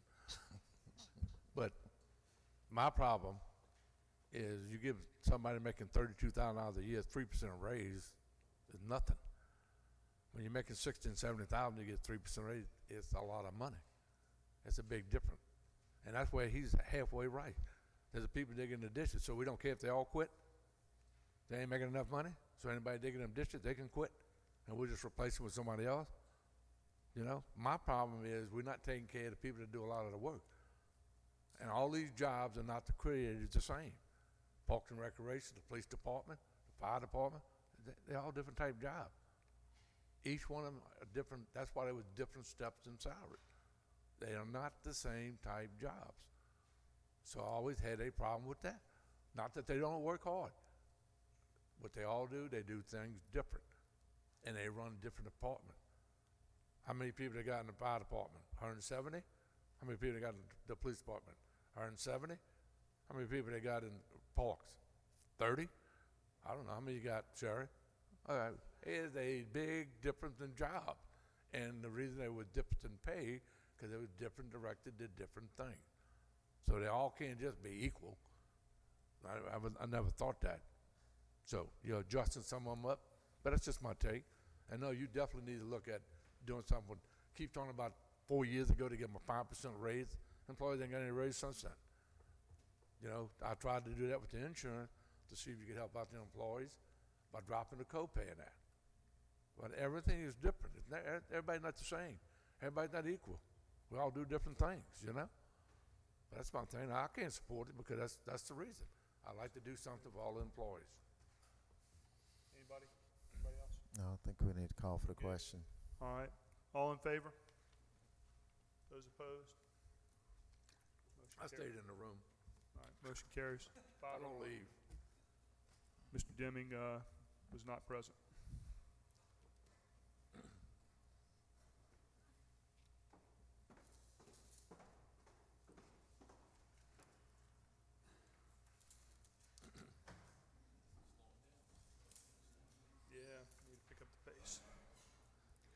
Resolution appointing Ethel Rainey Clay to the Biloxi Library Board of Trustees. All right. We have a motion. I'll make that motion. All right. Motion by Mr. Gines, seconded by Mr. Tisdale. Mr. Gines? great, wonderful lady in my ward, former educator, and that's her forte. Mr. Tisdale?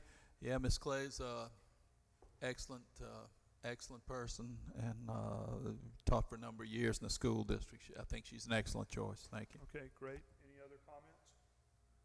All in favor? Opposed? Motion carries 5-0. Deming and Newman not present.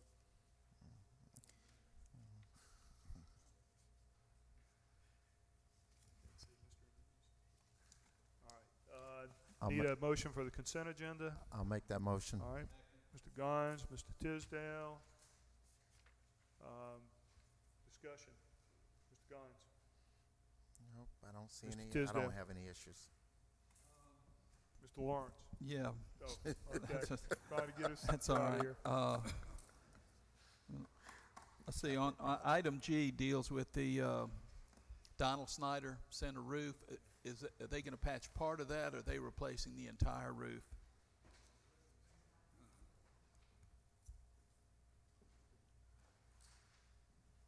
They're replacing the entire roof. That is the built-up roof section.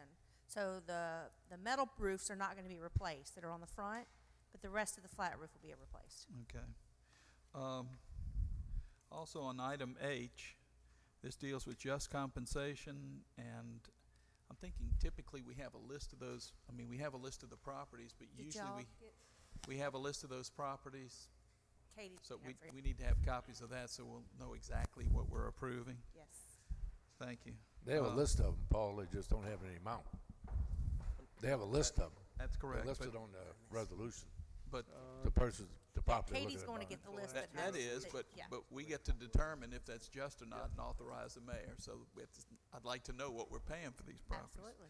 It kind of looks like what they're trying to do is straighten out that curve. Where kind of. That's all I have. Somebody need to explain to us exactly what they're trying to do with Division Street from the gate. Because people call us all the time, want to know, what are y'all doing? We have no clue. You have never explained to us how many houses you're taking, which side of the roads you're taking, and what we're doing, how wide it's going to be, how you're going to get to the interstate. Somebody needs to explain that to this council. Can you what prepare a actually brief? doing. That's Can what I you was do going to say. a We can do a brief? departmental Okay. report on that if you like for the next. We'll get a little brief put together. If you turn it into the clerk or Sure. put it in our box. I know I'd you be have glad to to. bring it back to the council. Will do. Yes, sir. All right. Mr. Gines. Oh, I have nothing. I'm okay with everything. All right. Mr. Lawrence, you got any other items? Yeah, I'd like to explain C, it says decrease and increase. What we decrease and what we increase. And I found the 24,000 we decreased. And I guess saying, normally anytime you deal with an insurance company, they always say it's 20,000, but they increase fees somewhere, so we're gonna probably cost us 100,000, but there's no amount listed in there. But they don't explain it that way. Yeah, I believe there was two increases of the hourly fee for them to associated adjusters. They went from something like 65 an hour to 75 an hour. And Frank had mentioned that in the budget meeting that was going to take place. When they approved this thing, when they put the resolution on, the resolution said no change in fee, and so this is actually to clean that up. The other thing is they charge, I think, $3,000 for the whole year overall for an annual administrative expense to set up all the different claims, and that went from $3,000 to $3,500 to $4,000. So they were small changes, but the last resolution said no increase in any fees, and so that was incorrect. So When we're you trying to correct that. when you increase something an hourly rate, you have no clue. This is strictly when they've taken claims, so there's no telling how much that hourly rate is gonna cost the city. That's why they said they always come with the chump change, they give you $24,000, but they always stick you with a fee here and a fee there, and all of a sudden you lose 100,000. Yeah, number 11 here, it's fine print like those insurance companies like, but number 11 says rate from 68 to 78 an hour. And I believe, you know, every time there's a claim with Oscarenda, they have to send out 3 or 4 letters for every little claim. And the thought was, too, that those claims are now decreasing as the project goes on. So their overall expenses for administration is going to go down, we expect, in the next year, the total. Even though their hourly rate is going up slightly, the total rate should go down, the total amount, total expense. But we'll see.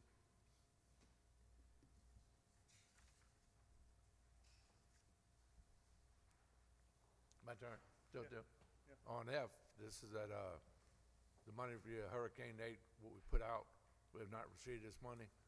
That's 75% from the federal government, 12.5 from the county, and 12.5 from us. So that's how to break down. It's pretty much, yeah, we're going to put that in the budget, Christie. I think that's the situation is that we're going to anticipate our claims moving forward. And, you know, within FY19, I believe is what we're trying to get that paid, right? Yes, that's right. We just had to budget it, but we have not received our money back from FEMA and MEMA yet. Well, we paid the expense already. Yeah, we paid the expense. And this is basically just budgeting that expense where it needed to be so that we can track it for our reimbursement. Is that going to be the total amount? Would you have listed there? It should be the total amount. I didn't write the resolution. So I don't know the exact numbers. Well, one's 306,000, one's 229, 27,000. Yeah, so for the, you know, just got to add them all up. Yeah, so Ken probably can tell you more about the actual numbers, but that was the point of the resolution. So the question is the total amount of this is the total amount from Hurricane Nate, or there will be added money to this? What this is basically the money that we spent in the budget on the expenditure side and recognizing 87.5% of that to return. In fact, this past week, we did get a reimbursement on Nate of $72,000. But even though we won't get it right now, the budget, this is how we're going to do the budget. I mean, we'll probably get most of that in this year that we're in, the revenue side. You know, most of the, would you get the 75%? Do you have to get it from the county, or do you get the 87.5 in one check? Well, we get both of them flow through MEMA, but one is FEMA funds that flows through MEMA, and the other is the state funds that flow through MEMA. But So- I mean, our commitment is 12.5, right? Right. The city. That's right. All right. Thank you.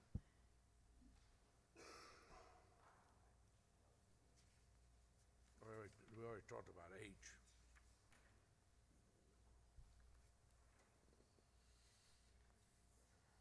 I mean, you discussed Z, which is opposition to the Harrison County thing.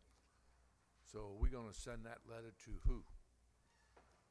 Well, I think, you know, there will be some discussion. I think, as I recall, Gulfport voted 6-0, you know, for a similar resolution. We don't exactly know where we'll present this, but, you know, this is presented to our school boards, the Harrison County School Board, as well as the Biloxi Public Schools. So that's what we're going to do, and see where the future brings us. You know, again, this is an opportunity for, you know, both the kids in the Wool Market and the district that's impacted, as well as the future residents and the ones who have no children in school, but that's about 75%. There's an opportunity to lower taxes, to lower the millage that's not really, to lower the millage that they pay to a school district that they have no part of. You know, if you're going to pay taxes, we'll give you the opportunity to pay less taxes. A question for you, Peter. What do we actually have to do as the city of Biloxi to make sure anybody who lives inside the city of Biloxi city limits can go to the city schools? Where does that change have to take place? Well, Peter, you might follow out that, you know, but we know our position is that it will complicate things very, very bad if this referendum passes, related to how we can separate or how we can give that answer in a positive way to anybody who moves in the area. I mean, there are mechanisms within the statute, and I think at this point, we just need to put our position out there and see what the response is. I mean, even if it passes or doesn't pass, there's still some things that we could do as far as our voicing our objections, and any residents that want to shift territory up there. I mean, they have a right to be heard too. So there's different mechanisms to be done. Are these schools gonna sit in the county? What now? Are these new schools gonna sit in the county? I think one of them is in somewhere in D'Iberville. Yeah, but none of the new schools are related. No new schools within the Biloxi city limits. Right. But they're gonna suck Biloxi residents out of it. They'll force them to go to those schools just like they're doing now. That's the problem we have. I mean, that stuff gotta be changed. But I always understood everything was set up by the Mississippi Power Grid, 70, 80 years ago for these school systems. And that's why we never could take in Woolmarket. So that's why we need, there's gotta be some changes made. Just like the county has no land. The city of Biloxi needs to get paid for what they do, where we're just a bigger city now. We have way more land. So that's gotta go to the state and change it. Y'all wanna spend some money on something? Go spend some money on that and change the things that can help the city of Biloxi. Those are huge. And we probably losing $7, $8 million a year with the county. That should be our money. And they all vote them sign, but we fix this. No, it's taxpayers' money fixing this stuff. Not y'all. It's the city of Biloxi taxpayers paying that. I mean, you get them $22 million a year. You get the school system $18 million a year. That's $40 million. Thank you. Yep. All right. Is that it? That's all I got on them, yeah. All right. Anybody else have any items on the consent agenda? I want to address whatever letter that is as well. It's Z, okay. Yeah, just really briefly. This affects my ward more so than any other ward outside of Kenny's ward. The beard. This affects no one else as far as if taxes were to increase in the county, it would be Ward 7 and basically one subdivision in Kenny's ward. I do believe that the residents, children who live in the city of Biloxi should have the right to attend Biloxi schools if they so choose without paying a tuition. I believe that the residents should have the right to pay a lower millage rate, especially the ones who have no children in the school district. I have two children. One of my sons attends a Harrison County school. My wife taught in the Harrison County School District for over 15 years. But this bond issue is more than just about overcrowding. It's more than just building schools. It's making schools safer. It's improving other schools that have nothing to do with the city of Biloxi or the city of Gulfport.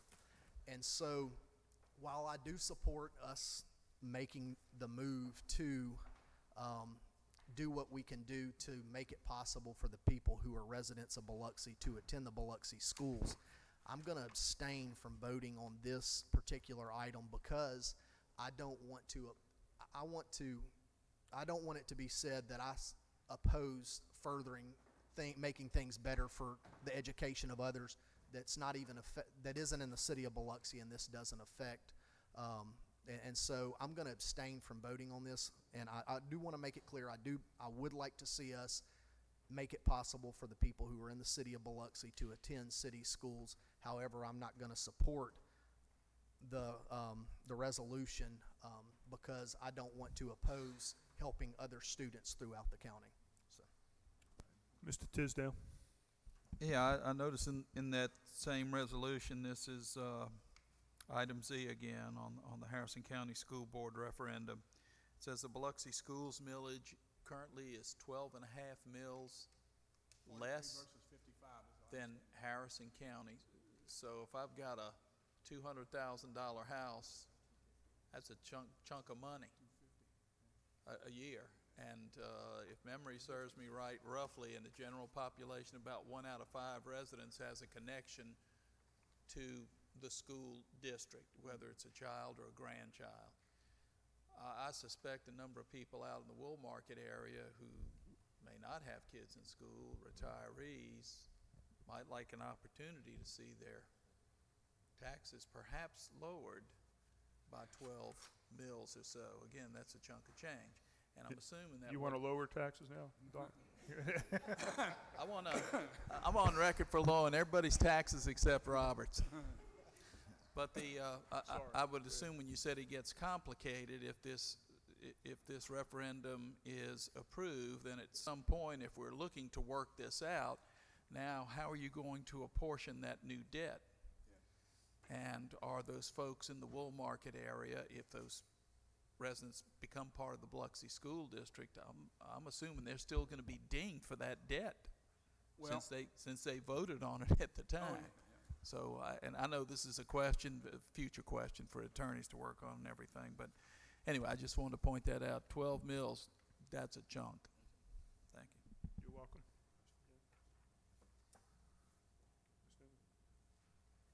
What? You got something on Z? Anything left on Z? Yeah, nothing. I just want to ask you on age, they give us a sheet, they pass it out. This We're one on is Z.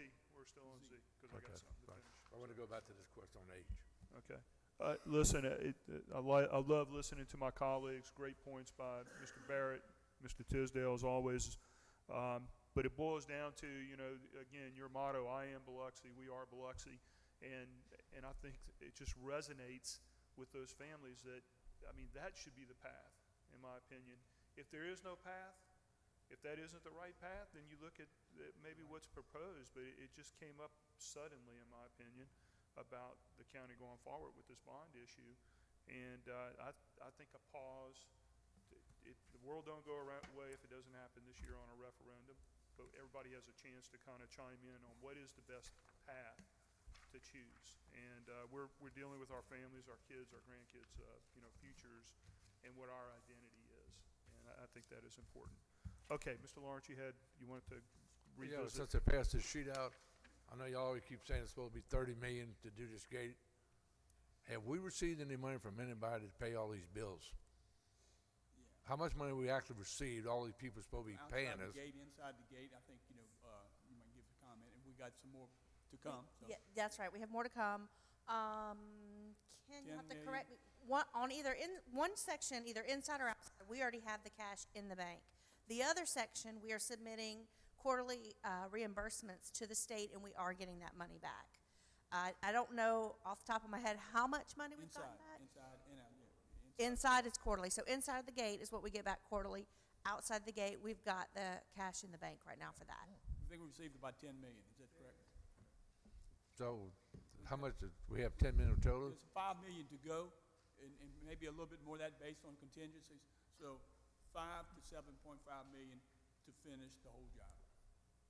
It's what we need in addition. And the price still, you kept saying it's all going to run about 30 million. That's still going to be the price? Yeah. But that's about right. So you're talking about we 20 million short?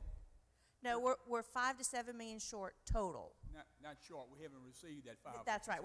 That's correct. We haven't received that yet. In process. So you have 20-something million in the bank already for this project? No. We got 10 million inside.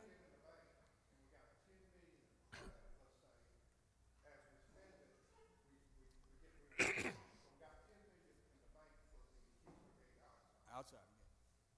So outside the gate, that half a mile, we estimated from 15 to 17.5 million. That's correct.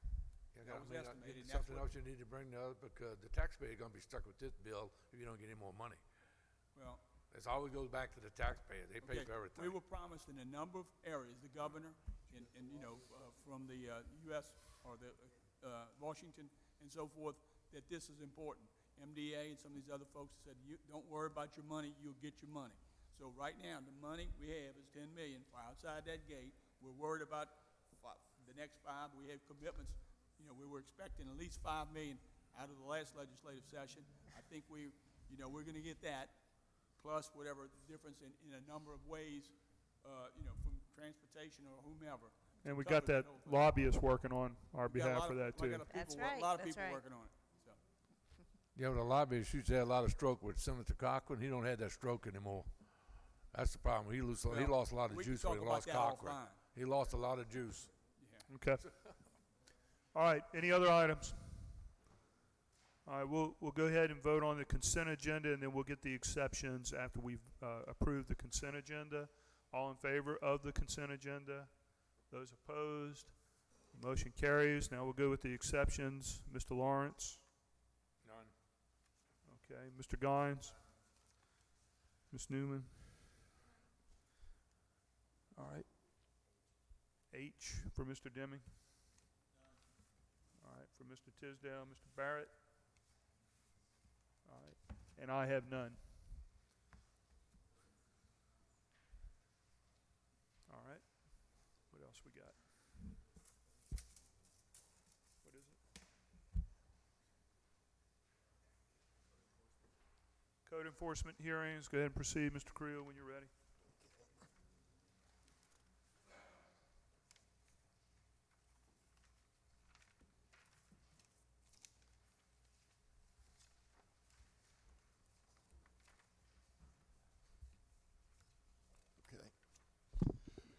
The first case on the agenda is Community Missionary Baptist Church at 772 Nixon Street. That case has been resolved. Item B on the agenda, 152 Pine Street. That case is still in violation.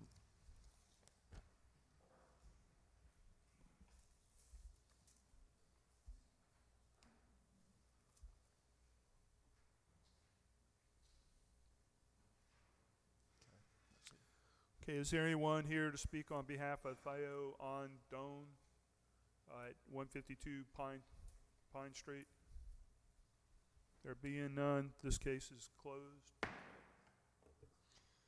Item C on the agenda, Tracy L. and Rose M. Forehand, 332 Bone Street. That case has been resolved. Item D on the agenda, Joanna Jackson and J.S. Fairley, 334 Cruces Street. That case is still in violation.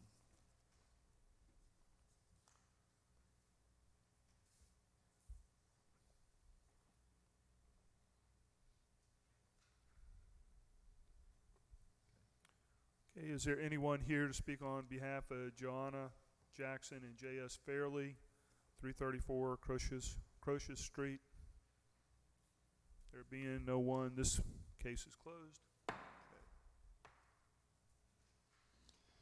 Item E on the agenda, Priscilla Ann James et al., 192 Keller Avenue. This case is still in violation.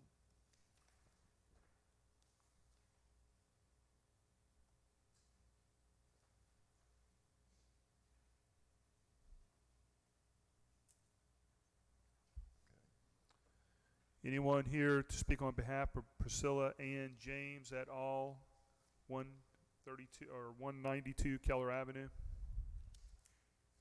There being no one, this case is closed.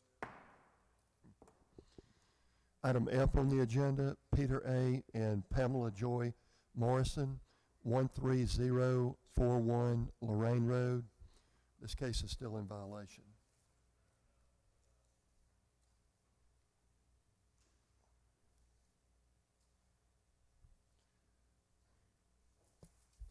I do want to point out on this case, Mr. Morrison came in this week and pulled a demolition permit to tear this down, but we've had some experiences in the past where he's pulled permits and hasn't done what he's accomplished. Just a couple of months ago, the council approved a resolution where we had to go out and clean up the property around this building. So I would ask the council to consider approving this, and then if he doesn't tear it down within 30 days, we'd have the resolution to fall back on. Mr. Barrett, you're all right with that? It's in your ward? Okay. Yeah. All right, is there anyone here to speak on behalf of Peter A. and Pamela Joy Morrison, 13041 Lorraine Road? There being no one, this case is closed. Okay. Case G on the agenda, Karen Rakowski, 276 6th Street. This case is still in violation.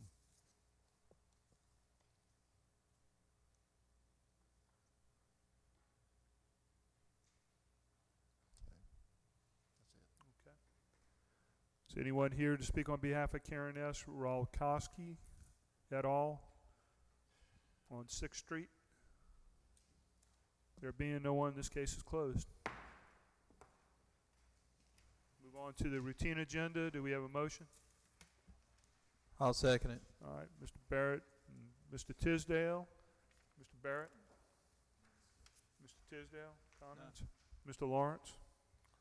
Yeah, I'd like to call up Walt Rody and get an update on all this money we're receiving, on all these projects we're supposed to be having, where we at with all this money. We just constantly owe 2 tons of money. So are we doing good or not? We are doing well, Council. Currently, we have 1.2 million in advance, and in the coming from Mississippi MEMA, we have another $3 million. We expect to have that in our city accounts by the end of this week or next week at the latest. Let me say this too, that we have paid those bills. So that's a big thing. Those expenditures, you know, that we're talking about in anticipation, we're just getting reimbursed. So this whole system works a little bit different than normal. You got to show them a canceled check, then they'll consider your reimbursement. What Walt has just talked about, they've considered the reimbursement. They're getting ready to forward through the process those numbers that will keep us 60 days ahead and floating through the rest of these 2 major operations that we're in. Okay. What, another question, are you dealing with the other money? We talked about earlier, the 75% to 12.5%. Are you dealing with that also from No. Hurricane Nate? Or No, is that not part of you? No, sir. I'm just involved with Katrina and the infrastructure. You're strictly infrastructure that we're doing now.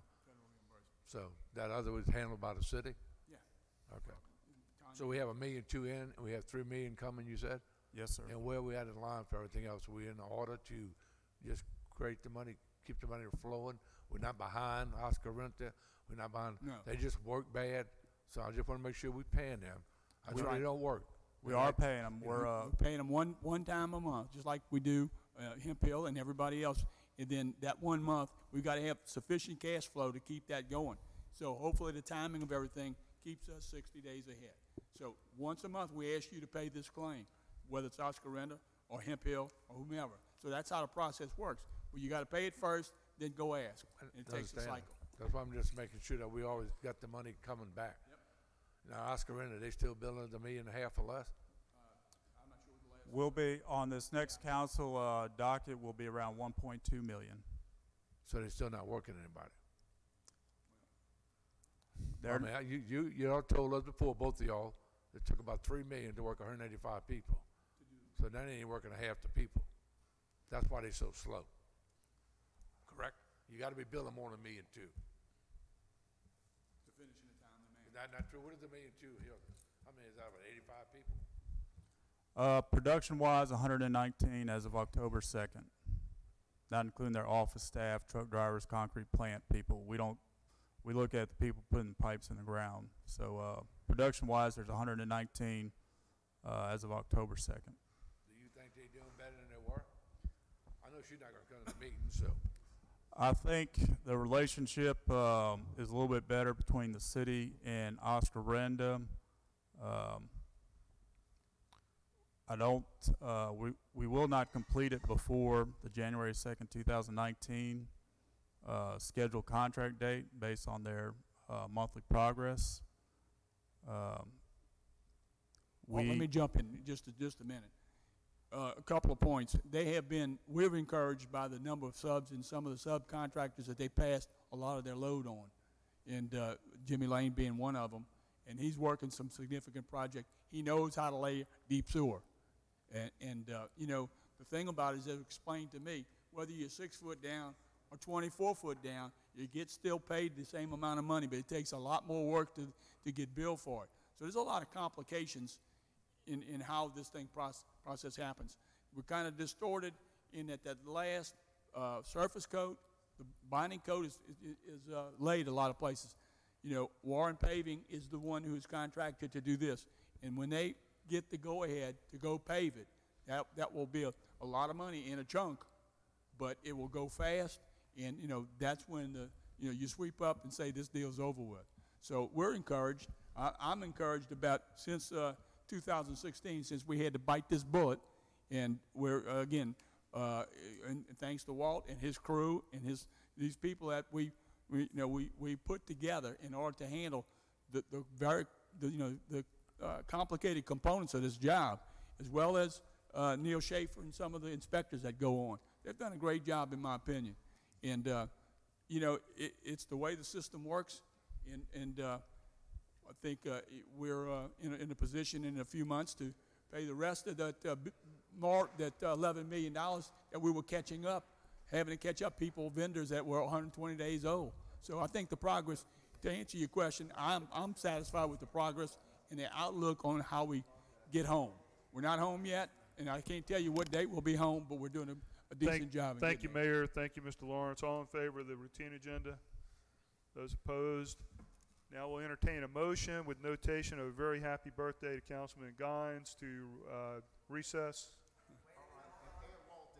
This is Walt's birthday too. And the mayor. And then the mayor's birthday. Well, then we include Area that Bishop. in a belated birthday. And a belated birthday No to cake. Mayor Gillich. Oh, we got one more resolution. We have a study agenda item? I'll make Oh, that my motion on the goodness. planning commission. All right, well, let's delay all that hoopla, and we got the study agenda. I missed the study. How can I miss the study agenda? Okay, I guess not. All right, study agenda. I made the motion on it. All right. Got a motion and a second. Gines and Tisdale.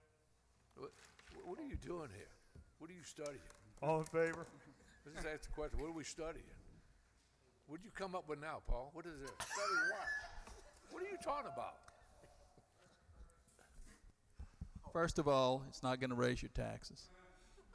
We're going to lower them? And it's not going to lower them either. Okay, if what we're asking the Planning Commission to do is to look at if you have properties that run from one street to another, that currently you can place your trash, garbage, whatever for pickup on the front at curbside at that street, or the back curbside on that street. Well, it may be that the back of my property is where I pile all my trash, put my garbage carts out and recycle bins, because that way I don't have to look at it in the front. Now my neighbor behind me, his property faces the back of my property, so now he's looking at all the trash and garbage and debris, and he may not like that. But All that's right. what the ordinance We got it, currently Doc. says. All in favor? Wow. Those opposed? Study motion carries, and what we said earlier, we're in recess. So George, you voted for that, right? Paul, you need to get a real job or something, Paul, for crying out loud.